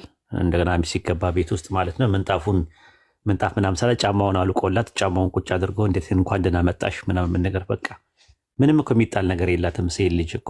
ወንድ ልጅ ቢያስብበት የሚጣል ነገር የላትም። የሚጣል አንድ ነገር ብቻ ነው ከሷ ያለው፣ እሷም ጥፍሯ ነው። ጥፍሯም ስለማትፈልገው ነው። ሲያድግ ቁርጥ አድርጋ ስትጥለው እሱ ብቻ ነው። በተረፈ ሚስት ማለት በቃ ቁርጥም ነው የምትደረገው። ሁሉ ነገሯ ይበላል ቁርጥም አድርጎ ማለት ነው። ደግሞ በሐላል ሲሆን ደግሞ አጀር አለው። 10 ሰናት አለ እሷ ማስደሰት ማለት ነው። እና የሚስት ሀቅ ይሄ ነው። 4 ነገሮች ናቸው። የመጀመሪያው መህር ነው። ሁለተኛ እንዳልኩሽ አላህ ባዘዛት መልካም ነገር ያዛታል፣ በመከለከላት መጥፎ ነገር ይከለከላታል። ሶስተኛው ደግሞ ምንድነው? ስራ ላይ ያገዛት ይገባል። አራተኛውና የመጨረሻው ደግሞ ሊንከባከባት ይገባል። እነዚህ ናቸው። ካሊማ ይሄን ይመስላል። ጀዛኩሙላ ኸይረን። ያው ብዙ ነገር ነው የነገራችሁ። እንግዲህ ወንዶች ይስሙ፣ እንግዲህ ዱዓ አድርጉልኝ። አዎ እንደዛ ነው። ያው ሴት ልጅ ደግሞ ወዲያው መልስ ናት። አይተሽ ከሆነ አላህ ትዳርን አሁን ለምሳሌ ካፊር ማግባት ለምንድን ነው የተከለከለው? ሙስሊም ለምንድን ነው? ወንዱ ለምንድን ነው የተፈቀደው ብላይ ስትይ ወንዱ ኦልሞስት እንትን ቤት ነው ተውሂድ ቤት ነው የሚገባው ይዟት የሚመጣው ገባሽ? ክርስቲያን ወይም አይሁድን ሲያገባት መታ ነው ሙሉ ለሙሉ የምትገባው ማለት ነው። ሴቷ ግን ስትሄድ ደግሞ አይተሽ ከሆነ ሴቷ ሄዳ በምትሄድበት ሰዓት ላይ ደግሞ ካፊር ቤት ነው የምትገባው፣ ኩፍር ቤት ነው፣ ሽርክ ቤት ውስጥ ነው የምትገባው። የመክፈር ቻንሷ 75% ነው። ራሱ ማለት ነው። የመስለም ቻንሷም ደግሞ 75% ነው ወደኛ ከመጣች። ስለዚህ አላህ ለወንዶች ሐላል አድርጓል የአህለል ኪታቦችን ማግባት፣ ለሴቶች ግን አልፈቀደም። ሂክማ አለው። አይሽ የራሱ ሴት ልጅ በጣም በቃ ህይወቷ በአጠቃላይ ከ175% ከወንድ ጋር ጤናማ ከሆነ ደስተኛ ሆና ነው የምትኖረው ማለት ትዳሯ ማለት ነው። የሚያከብራትን ወንድ ደግሞ ሴት ልጅ ትወዳለች። ራሱ የሚያከብራትን የሚንከባከባትን ወንድ ትወዳለች። ራሱ ይህ የታወቀ ጉዳይ ነው። የሚንቃትን ማያከብራትን ማያዳምጣትን ወንድ ደግሞ ዝም ብሎ እየተፈላሰፈ ዝም ብሎ አናተናቷን የሚላት ልክ ከውጭ ጋር እንደሚያወራው ልክ አንዱ ራሱ አሁን ክርክር ለምዶ ሚስት አገባና ትወጂኛለሽ አትወጂኝም ይላታል። ቆይ ለምን እንደዛ ትቆጣለህ? አይ ትወጂኛለሽ አትወጂኝም ይኸው ጽፌዋለሁ። ትወጂኛለሽ ጥያቄ አንድ ነው። ትወጂኛለሽ ወይስ አትወጂኝ? ልክ ክርክር ለምዶ እኮ ነው ከክርስቲያኖች ጋር ለምዶ ሚስት አግብተው ትወጂኛለሽ ወይስ አትወጂኝም? አልጠየኩሽም፣ እሱ አልጠየኩሽም ይላታል። እንዴ ኧረ ተረጋጋ፣ እንደዚህ አታወራኝ፣ ጥያቄ መልሽ፣ ትወጂኛለሽ ወይስ አትወጂኝም? ይኸው ከዛ በኋላ ምንድን ነው ያልሽውን ጽፌዋለሁ፣ ይኸው ጽፌዋለሁ፣ ከፈለግሽ ያልሽውን እያንዳንዱን ነገር ያልሽውን ጽፌዋለሁ። ልክ አርጊመንት እዚህ ቲክቶክ ላይ ምናምን ሶሻል ሚዲያ ላይ የለመደውን ነገር ሚስቱ ላይ እንደዛ ማድረግ የለበትም። ይኸው ጽፌዋለሁ፣ ያልሽውን በአጠቃላይ ጽፌዋለሁ፣ ያልሽውን ይኸው ጽፌዋለሁ፣ እያንዳንዱን ነገር ጥያቄው መልሽ። የመጀመሪያው ከቁጥር 1 እጀምራለሁ። ትወጂኛለሽ አትወጂኝም? እንዴ እኔ እኮ ባሌ ነህ፣ ምን አይነት ጥያቄ ነው? እሱን አልጠየቅኩሽም፣ ያልኩሽን ብቻ መልሽ። ትወጂኛለሽ ወይስ አትወጂኝም ያልኩሽ፣ አታናጅኝ። እንዲህ አይነት ወንድ አሁን ለትዳር ይሆናል? ያጀማ ይሆናል? ተስማማላችሁ? እንደዚህ አይነት ወንድ ለትዳር ይሆናል? አረ በጭራሽ አይሆንም። ለሴት ልጅ የሚነገር ሴት ልጅ ጋር ፍልስፍና አያስፈልግም። ፊሎሶፊካል የሆነ ምናምን ሎጂካል ምናምን ማደናቆር አያስፈልግም። እሷ እንደዚህ አይነት ነገር አይወራም። ራሱ እሷ ጋር የሚያስበው ፍቅር ነው የሚወራው። ሴት ልጅ ጋር በቃ አይኗን ማየት፣ የሚያዳምጣት ጆሮ፣ ስሟን የሚጠራ አንደበት፣ የሚያስባት ልብ፣ እንክብካቤ ነው ሴት እና ጥሩ ነው። ወንዶች ትዳር ከያዛችሁ እንደዛ ያዙ፣ በደንብ ተንከባከቡ። ሴት ልጅ ምንም የሚጣል ነገር ደግሞ አደራ ናት።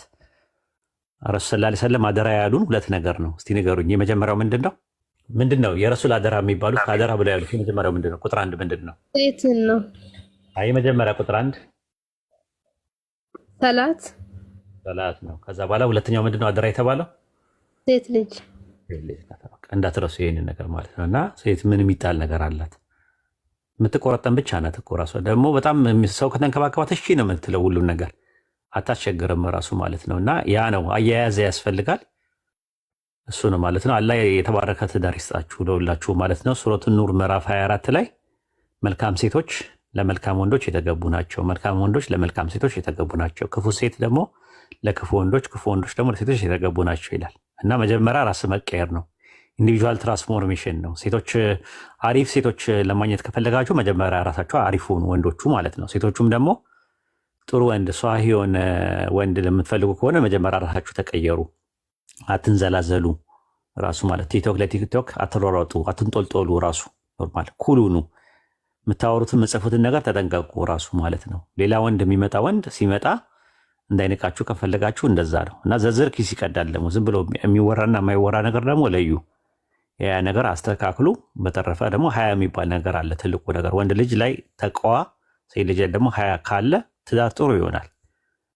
ወንዱ ጋር ተቀዋ ከሌለ ሴቷ ላይ ደግሞ ሀያ የሚባል ነገር ከሌለ በጣም አስቸጋሪ ነው። ይሄ ሞደሲቲ የሚባለው ነገር ማለት ነው። እና ከዛ አንጻር ነው እንግዲህ የተባረከ ትዳር አላህ እንዲሰጣችሁ ለሁላችሁ እመኛለሁ። ትዳር ላለያዛችሁ ሰዎች፣ ትዳር ደግሞ ለያዛችሁ ሰዎች አላህ ልጅ እንዲወፍቃችሁ፣ መልካም ትዳር እንዲሆንላችሁ፣ እንደ ሰባ አንበሳ የምትፈነጩበት እንደተወለደ ሕፃን ልጅ የምትቦርቁበትን ሀያ አላህ ይስጣችሁ። አቦ በቃ ደስ የሚል ህይወት ይስጣችሁ። ራሱ በቃ ፍልቅልቅ ያለ ህይወት ደስ የሚል ትዳራችሁ የተባረከ ትዳር አላህ ይስጣችሁ።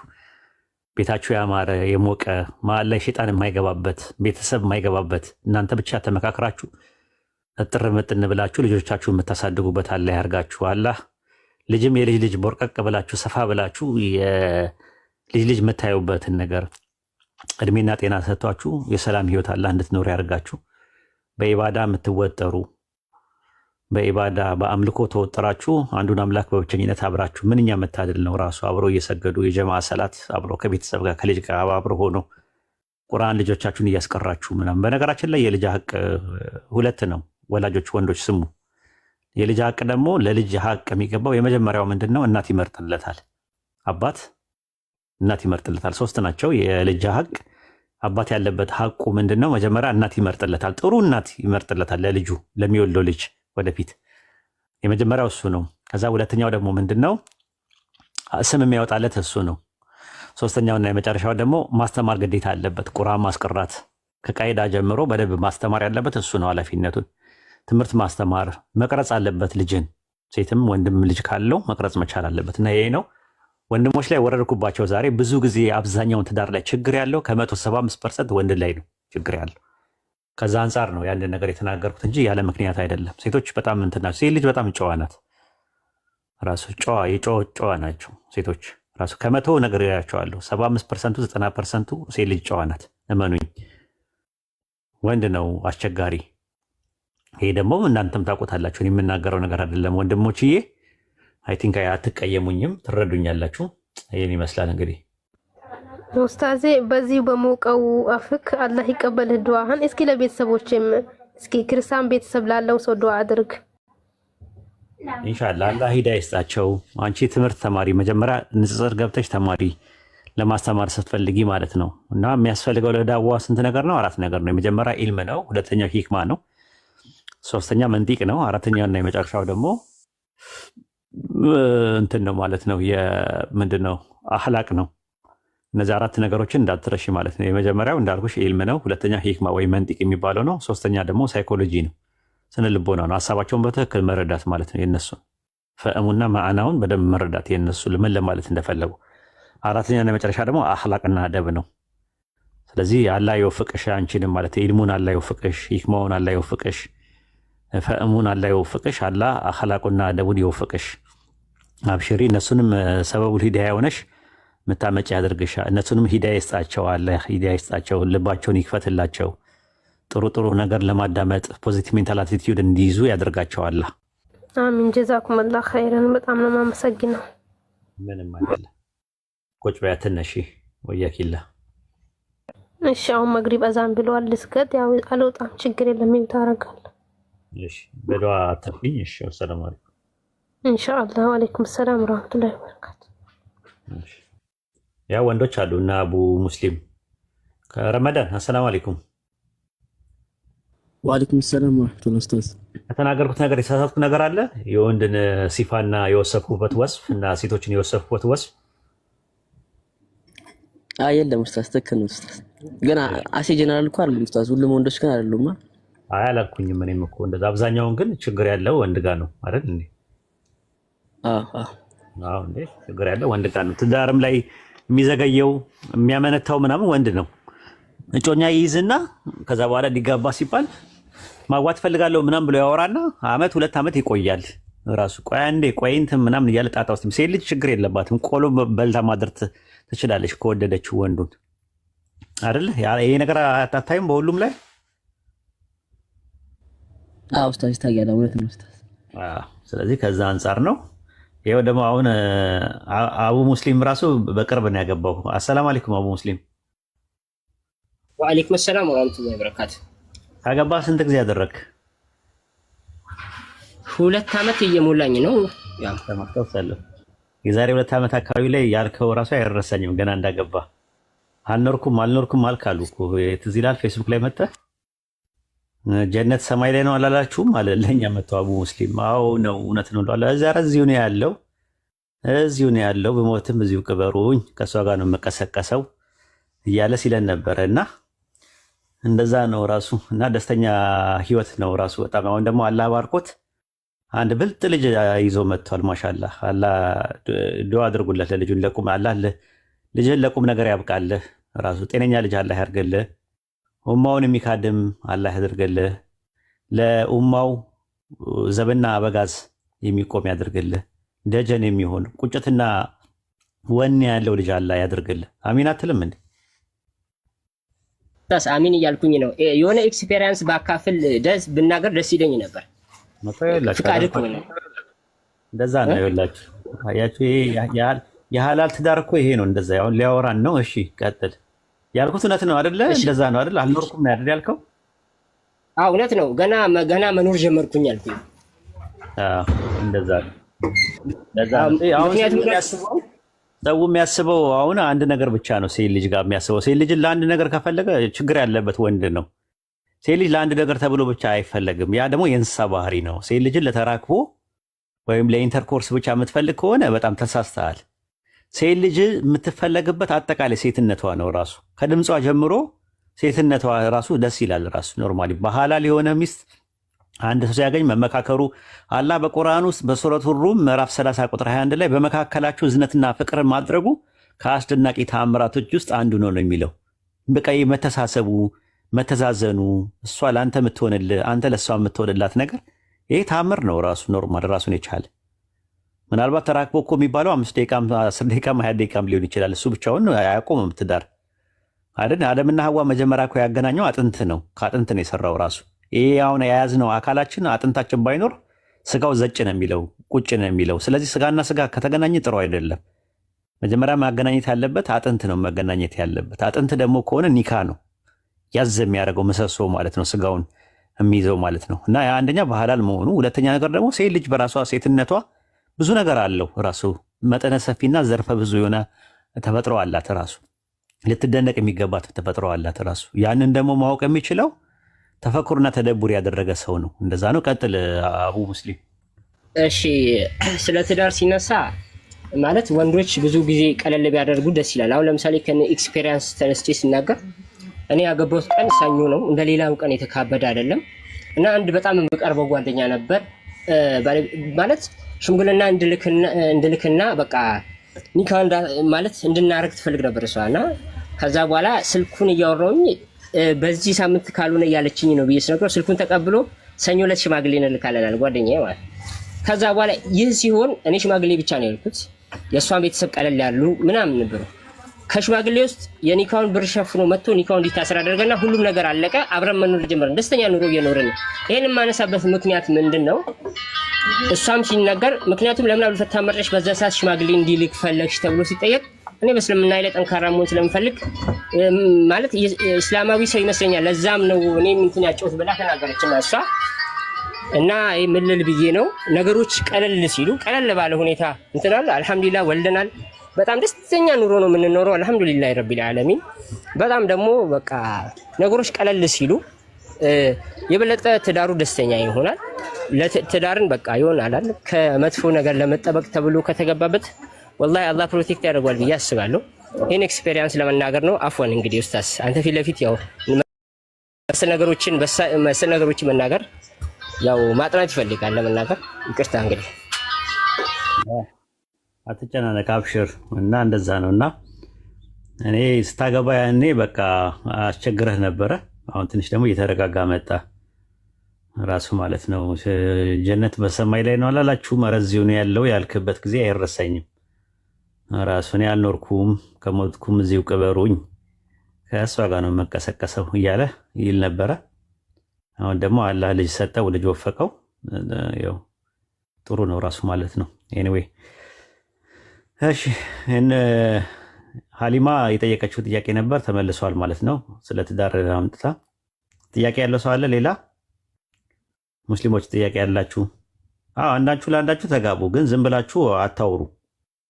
ይሄ ዝም ብለው በፕራይቬት እየመጡ ማውራት ምናምን ነገር ጥሩ አይደለም። ራሱ ስታወሩ በስነስርዓት እንትን መሆን አለበት። በስነስርዓት ሲሪየስ ሆናችሁ መሆን አለባችሁ። ላታገቧቸው ነገር አትነካኳቸው፣ አታወሯቸው። ላታገቧቸው ነገር መልካቸውን አትዩ፣ ፎቶቸውን አትዩ። ሐራም ነው። ራሱ አላህ ይጠይቃቸዋል የውሸት ከሆነ። ሁለተኛ ማግባት የሚፈሩት የሆነ ነገር በለን። መጀመሪያ የመጀመሪያውን ሐቋን በስነስርዓት አሟልታችሁ አላህ ባልጠየቃችሁ መጀመሪያ የመጀመሪያዋን በስነስርዓት ሐቋን በደንብ ጠብቃችሁ አላህ የቂያማ ቀን እንዳይጠብቃችሁ መጀመሪያ እሱን ፍሩ። ምን አንጠለጥላችሁ ሁለተኛ ሶስተኛ እና አራተኛ ቢሆን ጥሩ ነበረ። አላህ በፍትህ ማስተካከል እስከቻላችሁ ድረስ ነው ብሎ ነው ያስቀመጠው። እናንተ አንዷንም በፍትህ ማስተካከል ያልቻላችሁ ሰዎች ትንጦለጦላላችሁ ያላቅማችሁ ማለት ነው። እሺ ጥያቄ ካላችሁ ጥያቄ ጠይቁኝና ጥያቄ ጠይቁና ልውጣ። እኔ ፋፊሻ ጥያቄ ያለሽ? ባለቤቴ ልጅ ይውጣልህ እያለች ነው። አሚን አሚን አሚን። አሰላሙ አለይኩም ኡስታዝ። ሰላም አለይኩም ወበረካቱ። እንዴት ናቸው? ያው ኡስታዝ ማማን ናቸው። ሰላም አልሐምዱሊላህ ሰላም ነኝ። ለዘይርህ ብዬ ነው። እወዳለሁ። አላህ ያክብርህ፣ አላህ ያቆየህ ለማለት ነው። ሰላም አለይኩም ወራህመቱላህ። ወአለይኩም ሰላም ወራህመቱላሂ ወበረካቱ። ሰላም አለይኩም ኡስታዝ። ወአለይኩም ሰላም ወራህመቱላሂ ወበረካቱ።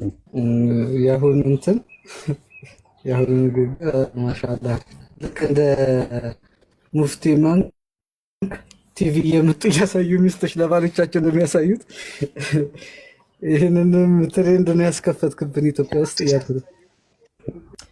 አዎ እንትን ነው ፖዚቲቭ ሜንታል አቲቲዩድ መያዝ አለባችሁ። ትዳርን የሆነ ኔጌቲቭ ነገር ላይ የቀረቀራችሁ ሰዎች አሁን ሰዎች ሲፋቱ ምናምን ነገር ስታዩ ትዳር እንድትፈሩት ያደርጓቸዋል። ደግሞ ጥሩ ደግሞ ትዳር የሰመረላቸው ሰዎች አሉ። ምንድነው ፕሮብሌሙ ብላችሁ መነጋገር ነው ራሱ እና ዲሲዥን ሜኪንግ ፕሮሰሱን ማወቅ ነው ራሱ። ውሳኔ ማለት ምን ማለት ነው የሚባለው ነገር ሜጀር ዲሲዥን ስትወስኑ ማወቅ ነው ራሱ። ውሳኔው ላይ ማማከር፣ መነጋገር፣ በመነጋገር ማመን። በጠረጴዛ ዙሪያ ልታሳምናት ይገባል። በመነጋገር ቁጭ አድርገህ ሀሳብ ነው ማቅረብ ያለብህ እንጂ በጉልበትህ እኔ ያልኩት ካልሆነ ካልክ ችግር ይፈጠራል። ሴትም ወንድም ትምህርት ልታገኙበት የሚገባው በመማማር ነው። በመማማር ደረጃ ማወቅ ነው ያለባችሁ። በመነጋገር ቁጭ ብላችሁ በመነጋገር በእርጋታ በመነጋገር። ራስ ወዳድነት ነው ትልቁ ትዳርን እንትን የሚለው ሰልፊሽነስ የሚባለው ነው። ራስ ወዳድነት በቃ እኔ ያልኩት ብቻ ነው። የራስን ብቻ የምታዳምጥ ከሆነ እሷን ማታዳምጣት ከሆነ ስሜቷን ማትረዳት ከሆነ ትቸገራለህ በምንም ነገር እና በመነጋገር ለማመን መሞከር ነው ራሱ ማለት ነው እንጂ ትላለህ። ሴቶች ደግሞ ብዙም አስቸጋሪዎች አይደሉም በዚህ ነገር ላይ። ከወደዱ ወደዱ ነው እንደ ቤተሰቦቻቸውን ጥለው አይደል የተናገረ ነብይ አለ ወይ?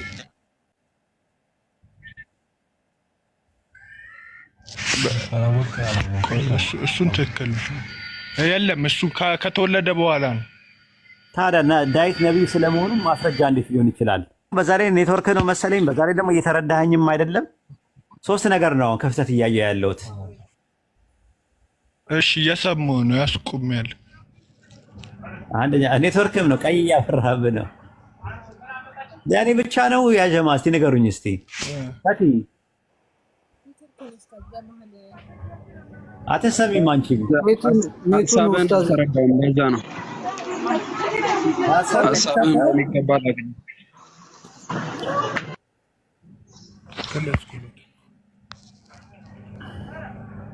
ሀሳብ ብቻ ሳይሆን ኡስታዝ ኔቱ እየሰማህ አይደለም መሰለኝ። እሱ እየቆየ ነው የሚደርሰው እንዴ። ምንም እኮ እሳት ላይ ነው የጣዳችሁኝ እኮ ምንም አላሰረፋችሁኝ። ተንገበገብኩኝ። እኛ ጋር እኮ ይሰማል። የእናንተ በደምብ እየተላለፈን ያለ ነው እና ሚኪ እሳት ላይ ጥለኸኝ ሄድክ አይደለ? ለበለበኝ እስኪ በቃኝ ድረስ ሳሙኤል። እሺ ጥያቄውን ትተህ ሌላ መልስ አለክ? መመስከሩ እናንተ ጋር ነው ግን አልተግባባንም እኮ። መጀመሪያ መግባባት አለብን ለመስጠት መልስ ለመስጠት። ስለዚህ ኔትወርካችሁን አስተካክላችሁ ኑ። አታቃጥሉኝ፣ አትለብልቡኝ እዚህ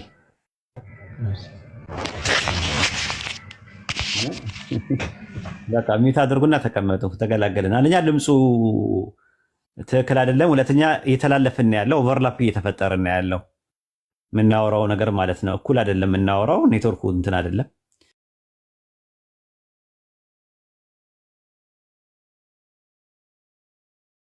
ነበረው ነቢይ ስለሱ መናገር መስፈርት ነው ወይ ነው? አዎ ካለ አብርሃም የሚባል ነቢይ አለ። ከአብርሃም በፊት የነበሩ ነቢያት ስለሱ መምጣት የተናገሩት አለ ወይ? ሙሴም ነቢይ ነው።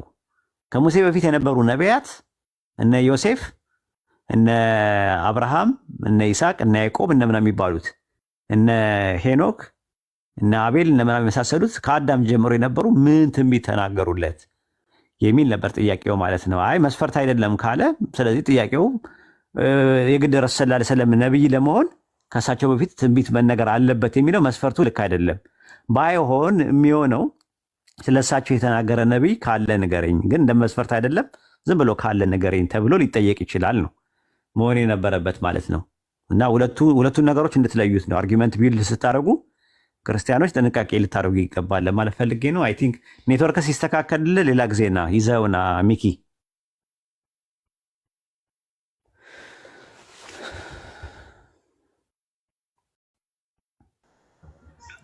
ኡስታዝ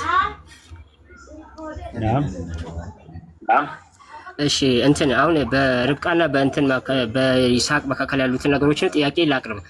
ያንተ ከአንተም ካገኘኋቸው ምንጮች ከሌሎችም እንዳጠናከርኩት ይስሐቅ ወዝ ቦርን ወይን ሳራ ወዝ 19 years old ማለት ነው። ጄኔሲስ 17 ከ15 ከ20 ላይ ማለት ነው 90 ዓመት ነበረች። ሳራ ዳይድ አት ኤጅ ኦፍ 127 ማለት ነው። ስለዚህ ዘውድ ይስሐቅ ያኔ 37 ዓመት ይሆናል ማለት ነው ሂሳብ ስንሰራ ማለት ነው። ምክንያቱም ጄኔሲስ 23 ከ1 እስከ 3 ላይ ማለት ነው። ታዲያ ሬቤካ ደግሞ የተወለደችው ጄኔሲስ 22 መጨረሻው አካባቢ ነው። ሬቤካ ወዝ ቦርን ዌን ይስሐቅ ወዝ ስትወለድ ማለት ነው። ስለዚህ እሱ ደግሞ ዌን ሂ ወዝ 14 years old እሷን ሲያገባ ማለት ነው። ይስሐቅ ሜሪድ ሬቤካ ወዝ ዌን ሂ ወዝ 14 years old እና ስለዚህ እዚህ ጋር አሁን ይሄን ሳቀርብ ይሄ ሂሳቡ ትክክል ነው። እንትን ነው ሂሳቡ ማለት ነው። አሁን ጥያቄው የመጣው ምን አለ ዘፍጥረት ጄኔሲስ 22 ላይ እዚህ ጋር ስለ ለአብርሃም ይነገሯል። እንደዚህ ይህ ከሆነ በኋላ ለአብርሃም እንዲህ ተብሎ ተነገረው፣ እነሆ ሚካ ደግሞ ለወንድም ለናኮር ወለደች፣ ለእነርሱም ኩር እያለ እንትና ከዛ በኋላ ይሄ ነው የሚነግረው። በዚህ መሃል ርብቃ እንደተወለደች ይናገራል። ባቱኤል ርብቃን ወለደች ይላል። ባቱኤል የናቱኤል የመጨረሻ ልጅ ነው። ስለዚህ እዚህ ጋር አልተወለደችም የሚል አርጊውመንት ነው የተነሳው ከዛ ማለት ነው። እኔ ደግሞ አንተ ተማሪ እንደመሆኔ ከአንተ ባገኘሁት ትምህርት ባቱኤል የናኮር የመጨረሻው ልጅ ነው። ስለዚህ እዚህ ጋር አልተወለደችም የሚለው ጉጉት ያስኬዳል ወይ? ልክ የባቱኤል እንደተወለደው እየተነገረ የርብቃም ቦርኒንግ እየተነገረ ነው ወይ የሚል ነው ጥያቄው። ግልጽ ነው ብዬ ጠብቃለሁ። ግልጽ ነው። ግን እኛ የምናምነው ምንድነው አሁን የአንድ ነገር ሲመጣውን ቁርአን ላይ ረሱል ሰለላሁ ዐለይሂ ወሰለም ሚስቶቻቸው በስም ደረጃ አልተገለጹም። በስንት ዓመቶቻቸው ሚስቶቻቸውን አገቡ የሚለውን የምናገኘው ሐዲስ ላይ ነው ራሱ። ለምሳሌ ዘፍጥረት ላይ ያለውን ብትመለከተው ኦሪት ዘፍጥረት 22:1 ላይ ይስሐቅ እንዲህ ሲል መለሰ፣ እነሆ ዛሬ የ36 ዓመት ልጅ ነኝ ያለ ይላል። ይስሐቅ የ36 ዓመት ነውና ምሁራን ይስሐቅ በሞሪያ ተራራ ሲወሰድ 36 ዓመት ከመንፈቅ ስላለ 37 ዓመቱ እንደነበረ ደግሞ ይዘግባሉ። ራሺ ዘፍጥረት 25 20 ላይ ኮሜንታሪያቸው ላይ ሲያስቀምጡ አብርሃም ከሞሪያ ተራራ በመጣ ጊዜ ርብቃ መወለዱን ሰምቷልና በዛ ጊዜ ይስሐቅ የ37 ዓመት ልጅ ነበር፣ ምክንያቱም በዛን ጊዜ ሳራ ስለሞተች ይላል። ስለዚህ ይህ ከሆነ በኋላ የሚል ነገር አለ። ይስሐቅ ሊሰዋው ከሆነ በኋላ ነው። ለአብርሃም ሚልካ ለወንድ ልጁ ለናኮር ልጆች ወለደችለት ይላል 22:20 ላይ። ይህም ከሆነ በኋላ ይላል ለአብርሃም እንዲህ ተብሎ ተነገረ፣ እነሆ ሚልካ ደግሞ ለወንድ ልጁ ለናኮር ልጆችን ወለደች ይላል። ሚልካ የናኮር ሚስት ናት። የአብርሃም ወንድም ናኮር ኡጽ፣ ቡዝ፣ ቆሙል፣ ቀዛት እና ይድፋና ባቱኤል የሚባሉ 8 ልጆችን ወለደች ይላል ዘፍጥረት 22 ከ21 እስከ 22 ይኸው ከፈለክ። ባቱኤል ደግሞ የናኮር የመጨረሻ ልጅ ስለሆነ ባቱኤል ደግሞ ርብቃን ወረደ ይላል እዛው ላይ ቁጥር 23 ላይ ባቱኤል ለርብቃን ወረደ። በትንሹ ይስሐቅ እና ርብቃ በ37 ዓመት ይበልጣታል ማለት ነው። ይስሐቅ 40 ዓመት ሲሆነው ርብቃን አገባ ይላል ዘፍጥረት 25:20 ላይ ስትመለከተው። ይስሐቅ ርብቃን ሲያገባት የ3 ዓመት ልጅ ነበረች። ምክንያቱም ከ40 ላይ 37 ስትቀንስ 3 ዓመት ይሆናል ማለት ነው። እሱ በ37 ዓመቱ ርብቃ ተወልዳ ነበረ። በ40 ዓመቱ ደግሞ አገባ ከተባለ ከ40 ላይ 37 ስትቀንስ 3 ይሆናል ማለት ነው። 3 ዓመቷ ነው። ከጋብቻ በኋላ ይስሐቅ ግን ከርብቃ በኋላ በተራክቦ ለመራከብ የነበረው የጊዜ ክፍተት 3 ዓመት እንደነበረ በራሺ ዘፍጥረት ላይ እንዲህ ተዘግቧል። ራሺ ዘፍጥረት ላይ ምዕራፍ 25 ቁጥር ላይ ለጋብቻ ብቁ እስክትሆን ድረስ 3 ዓመት ጠበቀ ይላል። ሲያገባት የ3 ዓመት ልጅ ነበረች። ከዛ በኋላ ደግሞ ለጋብቻ ለአቅመ ሐዋ ወይም ደግሞ ሰውነቷ እንዲያነጠንጥ ማነጥነጥ ታውቃለህ አይደል? ምቾት ሴት ልጅ ምቾት እንትን ካላት ታነጠንጣለች ማለት ነው። ቫጂናል ሉብሪኬሽን የሚባል ነገር ፈሳሽ ነገር ታመነጫለች ማለት ነው። ያኔ ብልቷና ብብቷ አካባቢ ላይ ፀጉር ታበቅላለች። ዳሌዋ እና ጡቷ ያጎጠጉጣል። ዳሌዋ ደግሞ ያነጠንጣል። ልክ እንደዛ በምትደርስበት ሰዓት ላይ ሴት ልጅ ማግባት ትችላለች። ለአቅመ ሐዋ ደርሳለች ተብሎ በአይሁዶች ይታመናል። ስለዚህ ምንድን ነው የሚለው መሰለ እዚህ ጋር ራሺ ዘፍጥረት 25 ያን ሲፈታ ምንድን ነው ያለው? ለጋብቻ ብቁ እስክትሆን ድረስ 3 ዓመት ጠበቀ፣ ከዛ በኋላ ደረሰባት ነው የሚለው። ስለዚህ ሲያገባት የ3 ዓመት ልጅ ነበረች። ከዛ 3 ዓመት ተጨመረበት። የ3 ዓመት ልጅ እያለች ለ40 ዓመት ሰው መዳር በጥንት ጊዜ የተለመደ ነገር ነው። ከዛ በኋላ እንደ ታሪኩ ይስሐቅ በተራክቦ ሊራከባት ሲል ርብቃ መካን ነበረች ይላል። ይስሐቅ ለሚስቱ ወደ አምላክ ጸለየ፣ አምላክም ስለተመነው ርብቃ ሚስት ጸነሰች ይላል ዘፍጥረት 25:21 ላይ። ይስሐቅም ለሚስቱ ወደ ያህዌ ጸለየ፣ መካን ነበረች፣ ያህዌም ተለመነው፣ ርብቃ ሚስቱን ጸነሰች ይላል። ስለዚህ አሁን ምንድነው እቺ ልትጸንስበት የቻለችበት ምክንያት በ3 ዓመቷ አግብቶ ለአቅመ ሐዋ እስክትደርስ ድረስ 3 ዓመት ጠብቋታል። ልክ 6 ዓመት ላይ ግን በሰለች። እንግዲህ እንዴት እንደበሰለች አናቅም። ማቹሪቲ ማለት ፊዚካል ማቹሪቲ ስታሳይ ያኔ ደረሰባት ማለት ነው። ከዛ ጸነሰች ማለት ነው። ይህንን ነው እኔ የማውቀው ማለት ነው። በኮሜንተሪዎቹ ይዤ ነው ያንን ነገር የያዝኩት ማለት ነው። ከዛ አንጻር ነው ጽሁፌ ላይም በ3 ዓመት አግብቷት በ6 ዓመቷ ተራክቦ እንዳደረጋት የራሺ ይናገራል ማለት ነው። ራሺ ዘፍጥረት 25:21 በሚፈታበት ሰዓት ላይ ማለት ነው። ይሄ ዶክሜንት እነሱ ጋር ያለን አይሁዶች ጋር ያለ ዶክሜንት ነው። ባይብል ላይ ያለ ዶክሜንት አይደለም ለማለት ፈልጌ ነው። ልክ እኛ እንደምናደርገው ማለት ነው ተፍሲር ምናምን እንደምንለው የእነሱ ተፍሲር ነው ለማለት ፈልጌ ነው። በዚህ መልኩ ብታየው መርሃባ። እሺ ያንተንም እንትኖች አይቻቸዋለሁ። አሁን እኔ የሚያቀርብኩለት እንትን ላይ ምንድነው ጄኔሲስ 23 ላይ እንትን ሞተች ይነግራል። ከዛ በፊት ግን ደግሞ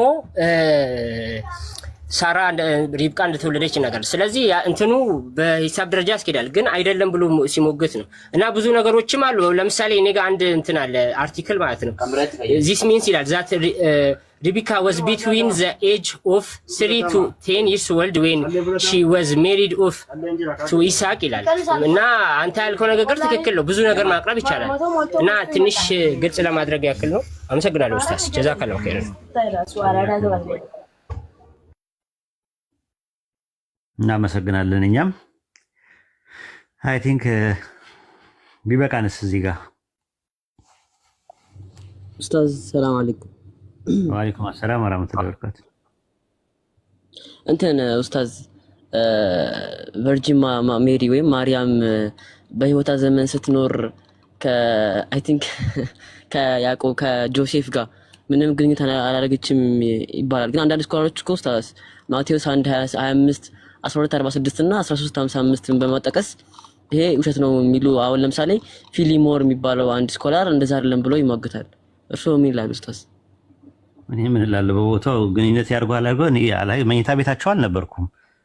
እኔ ለምንድን ነው የምታፋጥጠኝ ራሱ ሳይሆን ኡስታዝ አይ ክርስቲያኖች አንዳንድ የሚያነሱት አርጉመንት ሙሉ ዘመናን ድንግል ነበረች ነው ምሳሌ ምን እንጃ ልትሆን ትችላለች። እኔ ምን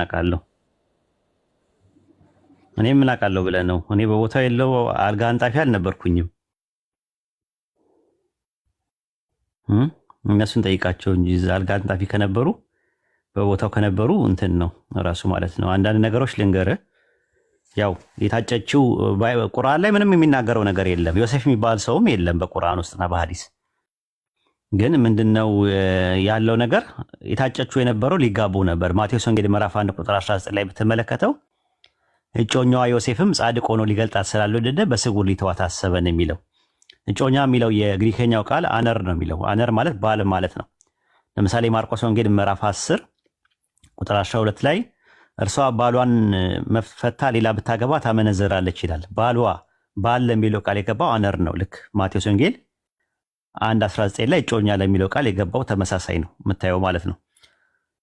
አንድ ወንድ አንድ ሴትን ለሚስት አጭቶ ከሌላ ጋር ብታመነዝር ለፍርድ ሸንጎ ይገልጣታል፣ በድንጋይ ትወገራለች። ዘሌዋውያን ምዕራፍ 20 ቁጥር 10 ላይ። ዮሴፍ ግን ምንድነው ያደረገው? እጮኛዋ ምንድነው ያደረገው? አርግዛ ሲያገኛት በጣም ደበረው። ሊያጋልጣት አልፈለገም እና በስውር ሊተዋት ሲያስብ ነው መልአኩ መጥቶ ያናገረው ማለት ነው። ማቴዎስ ወንጌል ምዕራፍ 20 ቁጥር 20 ላይ የዳይ ልጅ ዮሴፍ ሆይ ከእርሷ የተጸነሰው ከመንፈስ ቅዱስ ነውና እጮኛ ማርያምን ለመውሰድ አትፍራ ይላል። እዚህ አንቀጽ ላይ አማርኛው ላይ እጮኛ ተብሎ ያስቀመጡት ቃል ጉኔ ነው። ጉኔ ማለት ደግሞ ሚስት ማለት ነው። ለምሳሌ ማቴዎስ ወንጌል ምዕራፍ 5 ቁጥር 31 ላይ ሚስቱን የሚፈታ ሁሉ የፍቻዋን ጽሕፈት ይስጣት አለ። ስለዚህ ሚስት ለሚለው ባልና ሚስቶች ነበሩ፣ ሊጋቡ የታጩ ነበር። ለዛ ነው ማቴዎስ ወንጌል ምዕራፍ 1 ቁጥር 4 ላይ ዮሴፍም ከእንቅልፉ ነቅቶ የጌታ መልአክ እንዳዘዘው እጮኛውን ወሰደ ይላል። እጮኛ ማለት ጠባቂ ነው ብለው ነው የሚተረጉሙት። ዮሴፍ እጮኛ ከሆነ ማርያም ለዮሴፍ እጮኛ ናት ማለት ማርያም ለዮሴፍ ጠባቂ ናት ማለት ነው እንዴ? አያስኬድም፣ ራሱ አያዋጣም ማለት ነው። ስለዚህ እንዲያውም ማቴዎስ ወንጌል ምዕራፍ 1 ቁጥር 25 ላይ የበኩር ልጇን እስክትወልድ ድረስ አላወቃትም ይላል። የመጀመሪያ ልጇን እስክትወልድ አላወቃትም ማለት ምንድነው? ተራክቦ አላደረጉም ማለት ነው። ዘፍጥረት 4:17 ላይ ቃየል ሚስቱን አወቀ፣ ጸነሰችም፣ ወንድ ልጅ ወለደች ይላል። አወቀ ማለት ምን ማለት ነው ሲባል ያው ተራክቦ አደረጉ፣ ኢንተርኮርስ አደረጉ ማለት ነው። አንደኛ ሳሙኤል ምዕራፍ 1 ቁጥር 19 ላይ እልቃናን ሚስቱን ሐናን አወቃት ይላል። ከዛ የመጽነሻዋ ወራት ደረሳል። ከጽንስ ጋር በተገናኘ መልኩ የሚመጣ ማንኛውም ማወቅ የሚባለው ነገር ተራክቦን ለማመልከት ነው። በዛን ጊዜ የነበረው ትራዲሽናል ኮንቴክስት አነጋገሩ ነው። ራሱ ማወቅ የሚለው ተራክቦ በሚል ነው። ጽንስና ውለት ጋር የተያያዘ ነው። ለምሳሌ አንደኛ ነገሥት ምዕራፍ 1 ቁጥር 4 ላይ ስለ ዳዊት በሚናገረው ንጉሥ ዳዊት ሸምግሎ ይበርደው ስለነበረ ተኝታ የምታሞቀው ድንግል ሴት ሱናማይቱን አቢሳን አመጡለት ይላል። ከዛ ስላረጀ ግን ተራክቦ ስለማያደርግ አያውቃትም ነበር ይላል። አንደኛ ነገሥት ምዕራፍ 1 ቁጥር 4 ላይ ንጉሱ ግን አያውቃትም ነበር ይላል። አያውቃትም ማለት ተራክቦ አያደርጉም ነበር ማለት ነው። ያው ዝም ብሎ አቀፍ አድርጓት ይተኛል። በቃ ሌላ ነገር ወፍ የለም። እንደዛ ነው እየተናገረ ያለው ማለት ነውና የመጀመሪያ ልጇን እስክትወልድ ድረስ አላወቃትም የሚለው ጥቅስ አነጋገር የመጀመሪያ ልጇን ከወለደች በኋላ ያው ተመልሰው ጋብቻቸው ይቀጥላል የሚል አተረጓጎም አላቸው ፕሮቴስታንቶች ማለት ነው። ግን ያ ነገር ከዛ በኋላ ተራክቦ ያድርጉ አያድርጉ፣ ከዛ ልጅ ይውለዱ አይውለዱ ምንም የሚታወቀው ነገር የለም። ባይበል ላይ በግልጽ የተቀመጠ ነገር የለም። እኔም አላቅም ራሱ አሁን ብትጠይቀኝ ማለት ነውና ልክ ፕሮቴስታንቶች እንደዛ ካሉ ከጠየቁ እኔ አልጋ አንጥፌ አላቅም ትላቸዋለህ። አላቅም፣ መኝታ ቤታቸውም አልነበርኩም። ስለዚህ እሱን ያየ ሰው እዛው እንትን ይበላል በላቸው። እኔ ጋር ያሉት የባለትዳሮች ሊስት አይደለም፣ ዝርዝር አይደለም ያለው፣ የተማሪዎች ዝርዝር ነው። የንጽጽር ተማሪዎች ዝርዝር ነው እኔ እጅ ውስጥ ያለውና ረመዳንዬ የጠየቀኝ ጥያቄ ይህን ይመስላል ማለት ነው ባጭሩ። ሹክራን ኡስታዝ። ማተራ ያደረገውም በእኛ ግን ብትወልድም ባትወልድም ማተራ ያደረገውም ማለት ብታገባም ባታገባም እሰየው ነው። ትዳር እኮ የመባረክ ነው፣ ቅድስና እንትን ነው፣ ርኩስ ነገር አይደለም። አሁን ፕሮቴስታንቶች እንደ ማግባቷን እና መውለዷን እንደ እንትን አድርገው ነው የማርያምን ክብር ዝቅ ለማድረግ ነው የሚጠቀሙበት። ኦርቶዶክስና ካቶሊክ ደግሞ የማርያምን ከፍ ለማድረግ ነው። ራሱ በቃ ድንግል መሆኗ ልክ እስከ መጨረሻው ድንግል ሆና ሞታለች የሚሉት ራሷን ከፍ አድርገው ነው። እንደውም በኦርቶዶክስና በካቶሊክ ታውቃለህ ትምህርቱ ማርያም ኢየሱስን ስትወልደው ድንግል ሆና ነው የወለደችው። ታውቃለህ ይሄንን? ምንም ሳይሆን ማለት ድንግልናዋ ሳይነካ ነው ውጥት ያለው እና ይሄ እንዴት ሊሆን ይችላል ስትላቸው ኢየሱስ በተዘጋ በር ገብቷል እና ግድግዳ ማለፍ የሚችል አምላክ ድንግልናዋ ምንም ሳይሆን ታዲያ እንደዛ ከሆነ ለምን ተጸነሰ ራሱ ማለት ነው። በእኛ ትምህርት እንደዛ የለም። ራሱ አምላክ ይችላል፣ አዎ ይችላል፣ ግን በግልጽ ያልተቀመጠ ነገር መፈላሰፍ አያስፈልግም። እና ሲፈላሰፉ ምንድን ነው የሚሉት? ድንግልናዋ ምንም ሳይነካ እንዳለ ቁጭ ብሎ ከዛ በኋላ ምንም ነገር እንትን ሳይል በቃ እሱ ወጥቷል። ሲወጣ ግን ምንም ነገር ሳይነካ ማለት ነው። ልክ ላይት በመስዋዕቱ ሲያልፍ ምንም ነገር ሳይነካ እንደሆነ ይላሉ። ይሄ ሁላ ለምን አስፈለገ? ቢነካስ ምን ችግር አለው? ራስ ማለት በዚህ ደረጃ እንደዚህ መጨናነቅና መጨነቅ ጥሩ አይደለም፣ ራስ አግባብ አይደለም። ኤክስትሪም የሆኑ ነገሮች ናቸው። ግብፅ ውስጥ ሆነው እኮ ማርያም አይኗ ነጭ ነው ወይስ ጥቁር ነው እያሉ ይከራከሩ ነበር። እነሱ ጉደኞች እኮ ናቸው። እስልምና በጣም የተስፋፋው በዛ የተነሳ እርስ በርሳቸው ይጨቃጨቃሉ። ማርያም አይኗ ጥቁር ነው ነጭ ነው፣ ጥቁር ነው ነጭ ነው፣ አይ ጥቁር ነው። ጥቁር ከሆነ እንዴት አይሁዳ አይደለች እንዴ? አይ ቢሆንም ጥቁር ነው ነጭ ነው ይከራከሩ ነበር። ቱርክ ውስጥ ደግሞ እስታንቡል የሚባለው ቆስጠንጢንያ የሚባለው ውስጥ ደግሞ ምን ይከራከራሉ? ቁጭ ብለው አዳም እምብርት አለው የለውም ብለው ይከራከራሉ። አለው። እንዴት አለው ትላለህ እንዴ? ታዲያ ሰው አይደለን እኛን አይደለን የሚመስለው? ዘፍጥረት 5 ላይ በመልኩ በምሳሌ ወለዳል የሚለው እምብርት ከሌለው እንዴት እኛ እምብርት ሊኖር ይችላል? አይ እምብርት የለውም። ለምን? እምብርት ማለት እኮ ከእናት ወደ ልጅ የሚመጣ አምቢሊካል ኮርድ አለ፣ የትብት የሚባለው አለ። እሱ ሲቋጠር ነው ትብት የሚሆነው እምብርት የሚኖረው። አዎ አለው የለውም፣ እምብርት አለው የለም። ቢኖረው ባይኖረው ምንድን ነው ችግሩ? እንዲህ ሲጨቃጨቁ እስልምና መጣባቸው። ፍሬ ያለው ትምህርት፣ በቃላት ተጀምሮ በቃላት የማያልቅ ትምህርት፣ ለቁም ነገር የሚበቃ አፕላይድ የሆነ ኖሌጅ መጣ። እና እንደዛ ነው። ማርያም ልጅ ቢኖራት እሰየው ነው። ልጆች የአምላክ ስጦታ ናቸው። ሚስት በትዳር የፈጣሪ ተቋም ነው። ዲቫይን ኢንስቲትዩሽን ነው። መለኮታዊ ተቋም ነው። ምን ችግር አለ? ባይኖራትም ደግሞ ድንግልና እስከ መጨረሻው ድረስ ኖራለች። እሰየው ነው። ይበል የሚያስብል ምንም እኛ ማተረኛ ማርያም ከወለደች በኋላ ድንግልና ቀጥላለች ወይ አግብታለች የሚለው በኢስላም ማስተምሮት ውስጥ በግልጽ የተቀመጠ ነገር የለም። በዝምታ የተባለፈበትን ዝም ነው ምንለው። በእነሱ መጽሐፍም ምንም የሚጠቅማቸው ነገር የለም። ምንድን ነው ቴዎሎጂካል ፋክተር አለው ወይ የሚያጨቃጭቅ ነገር? ስንት ነገር ሰው መማር እያለበት በዚህ ነገር እንዴት ይጨቃጨቃሉ? ቤት ከፍተው ይጨቃጨቃሉ። በዚህ የተነሳ ማርያም ድንግልና አሳልፋለች ወይስ አግብታለች? ዮሴፍን አግብታለች አላገባችው? ምንም የሚጠቅም ነገር የለም። ህይወት አይሆንም። እና ይህን ይመስላል ረመዳንዬ። እኔም ልውጣ በቃ እንደዛ ነው። ያው እኔ አንሶላ አላለጠፍኩም እኮ ያልኩት እኮ ለነሱ ነው። አይዞህ ለአንተ እንዳይመስልህ እንዲረዱት ነው ሀሳቡ ምን ያህል እንደሆነ ማለት ያን ያህል እንደዚህ አንገብጋቢ በርኒንግ ኢሹ ወይም ደግሞ ኮምፕሬሲቭ ኢሹ እንዳልሆነ እንዲረዱት ብዬ ነው ራሱ። አዎ አንዳንዴ እኮ አሁን ነብዩ መሐመድ ሰለላሁ ዐለይሂ ወሰለምና የአይሻን ትዳር ያነሱና ከዛ ወደነ ዮሴፍና ወደነ ማርያም ሄዱና አይ እሷ አሽጧት ነው እንጂ ላይክ አልገቡም ከሷ ጋር ምናምን ብለው የነብዩ መሐመድ ሰለላሁ ዐለይሂ ወሰለምን ትዳር ሲያጣጥሩ ይስተማሉና ይሄን ለማውሳት ያክል ነው ኡስታዝ። አዎ አይ ጥሩ ነው ያገናኝበት ሜቶድ አሪፍ ነው። ግን እጮኛ ማለት ጠባቂ ማለት ነው ከተባለ ማርያም ደግሞ ለዮሴፍም እጮኛ እንደሆነች ተነግሯል። እና ማርያም ለዮሴፍ ጠባቂ ናት ማለት ነው። ከምንድን ነው የምትጠብቀው የሚለውን እንትን በርደን ኦፍ ፕሩፉ ወደ እነሱ ነው የሚሄደው ራሱ ማለት ነው። አያስኬዳቸውም፣ አያዋጣቸውም። ደግሞ ግሪኩ ደግሞ ባልና ሚስት አድርጎ ነው ያስቀመጣቸው። አነር እና ጉኔ ነው የሚለው። አነር ማለት ባል ነው፣ እሷ ደግሞ ጉኔ ነው የተባለችው። ጉኔ ማለት ሚስት ነው። ባልና ሚስት እንደሆኑ ነው የሚናገረው። ግን ከዛ በኋላ ይቀጥል አይቀጥል የመጀመሪያ ልጇን እስክትወልድ ድረስ አላወቃትም ስለሚል የመጀመሪያ ልጇን ከወለደች በኋላ እንዳወቃት አይነት ተደርጎ ሊነገር ይችላል። ደግሞ ምን ችግር አለ ቢያውቃትስ? ሚስቱ አልነበረች? ራሱ ሚስቱ ነበረች ማለት ታጭታለች፣ ሊያገባት ነው እንትን የተባለ ነው። መሀል ላይ ነው አይደለ እንትን የተባለው ያ ነገር ማለት በተአምር በመለኮታዊ ተአምር በድንግልና እንድትጸንስ ተደርጓል። ይሄ ደግሞ ያለ እንትን ነው እና ምንም እንትን ቁርአን ላይ ግን ታጭታ ነበረ ለከሊ አይልም። ቁርአን ዮሴፍ የሚባል እጮኛ ነበራት አይልም።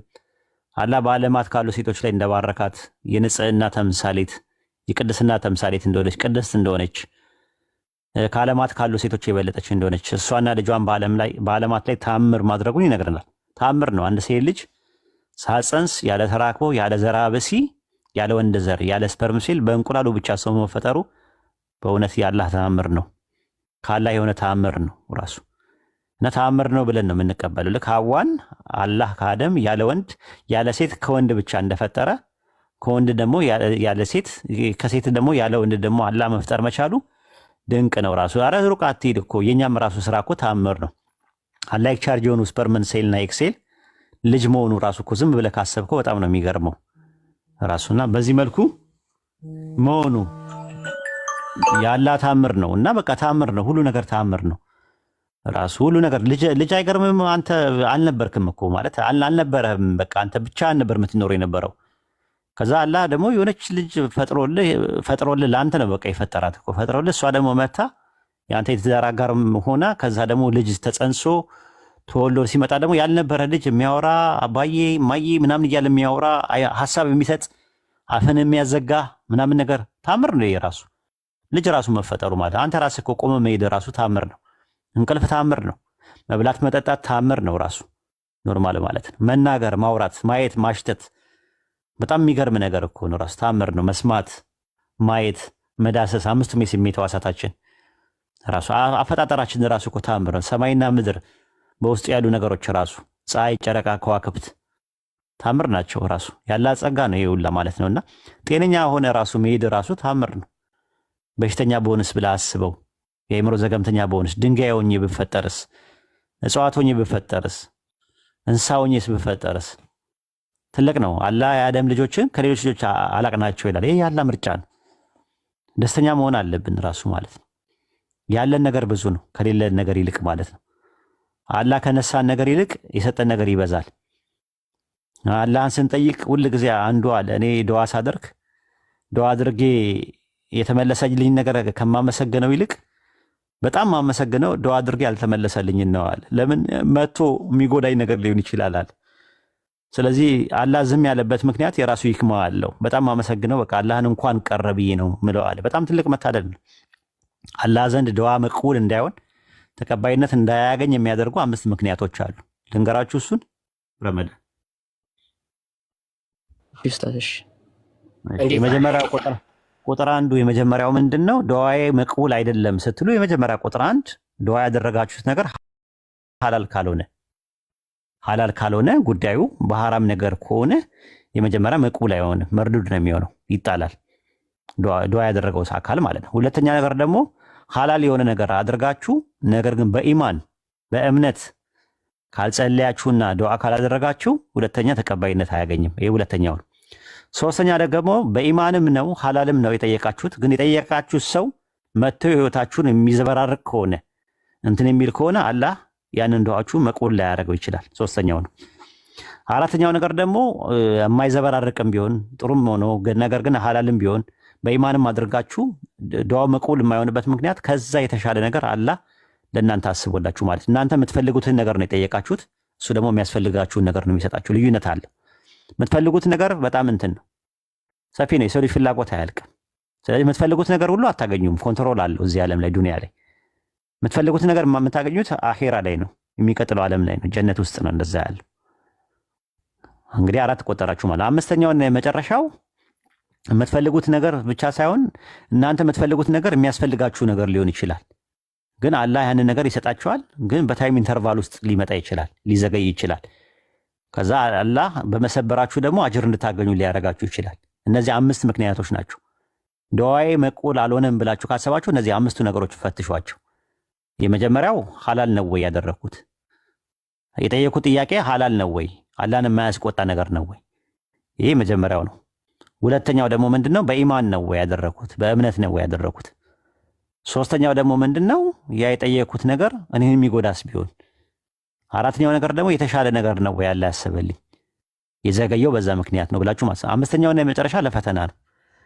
እናንተ ስትሰብሩ በመሰበራችሁ አጅር እንድታገኙ ነው። ይሄን ይመስላል።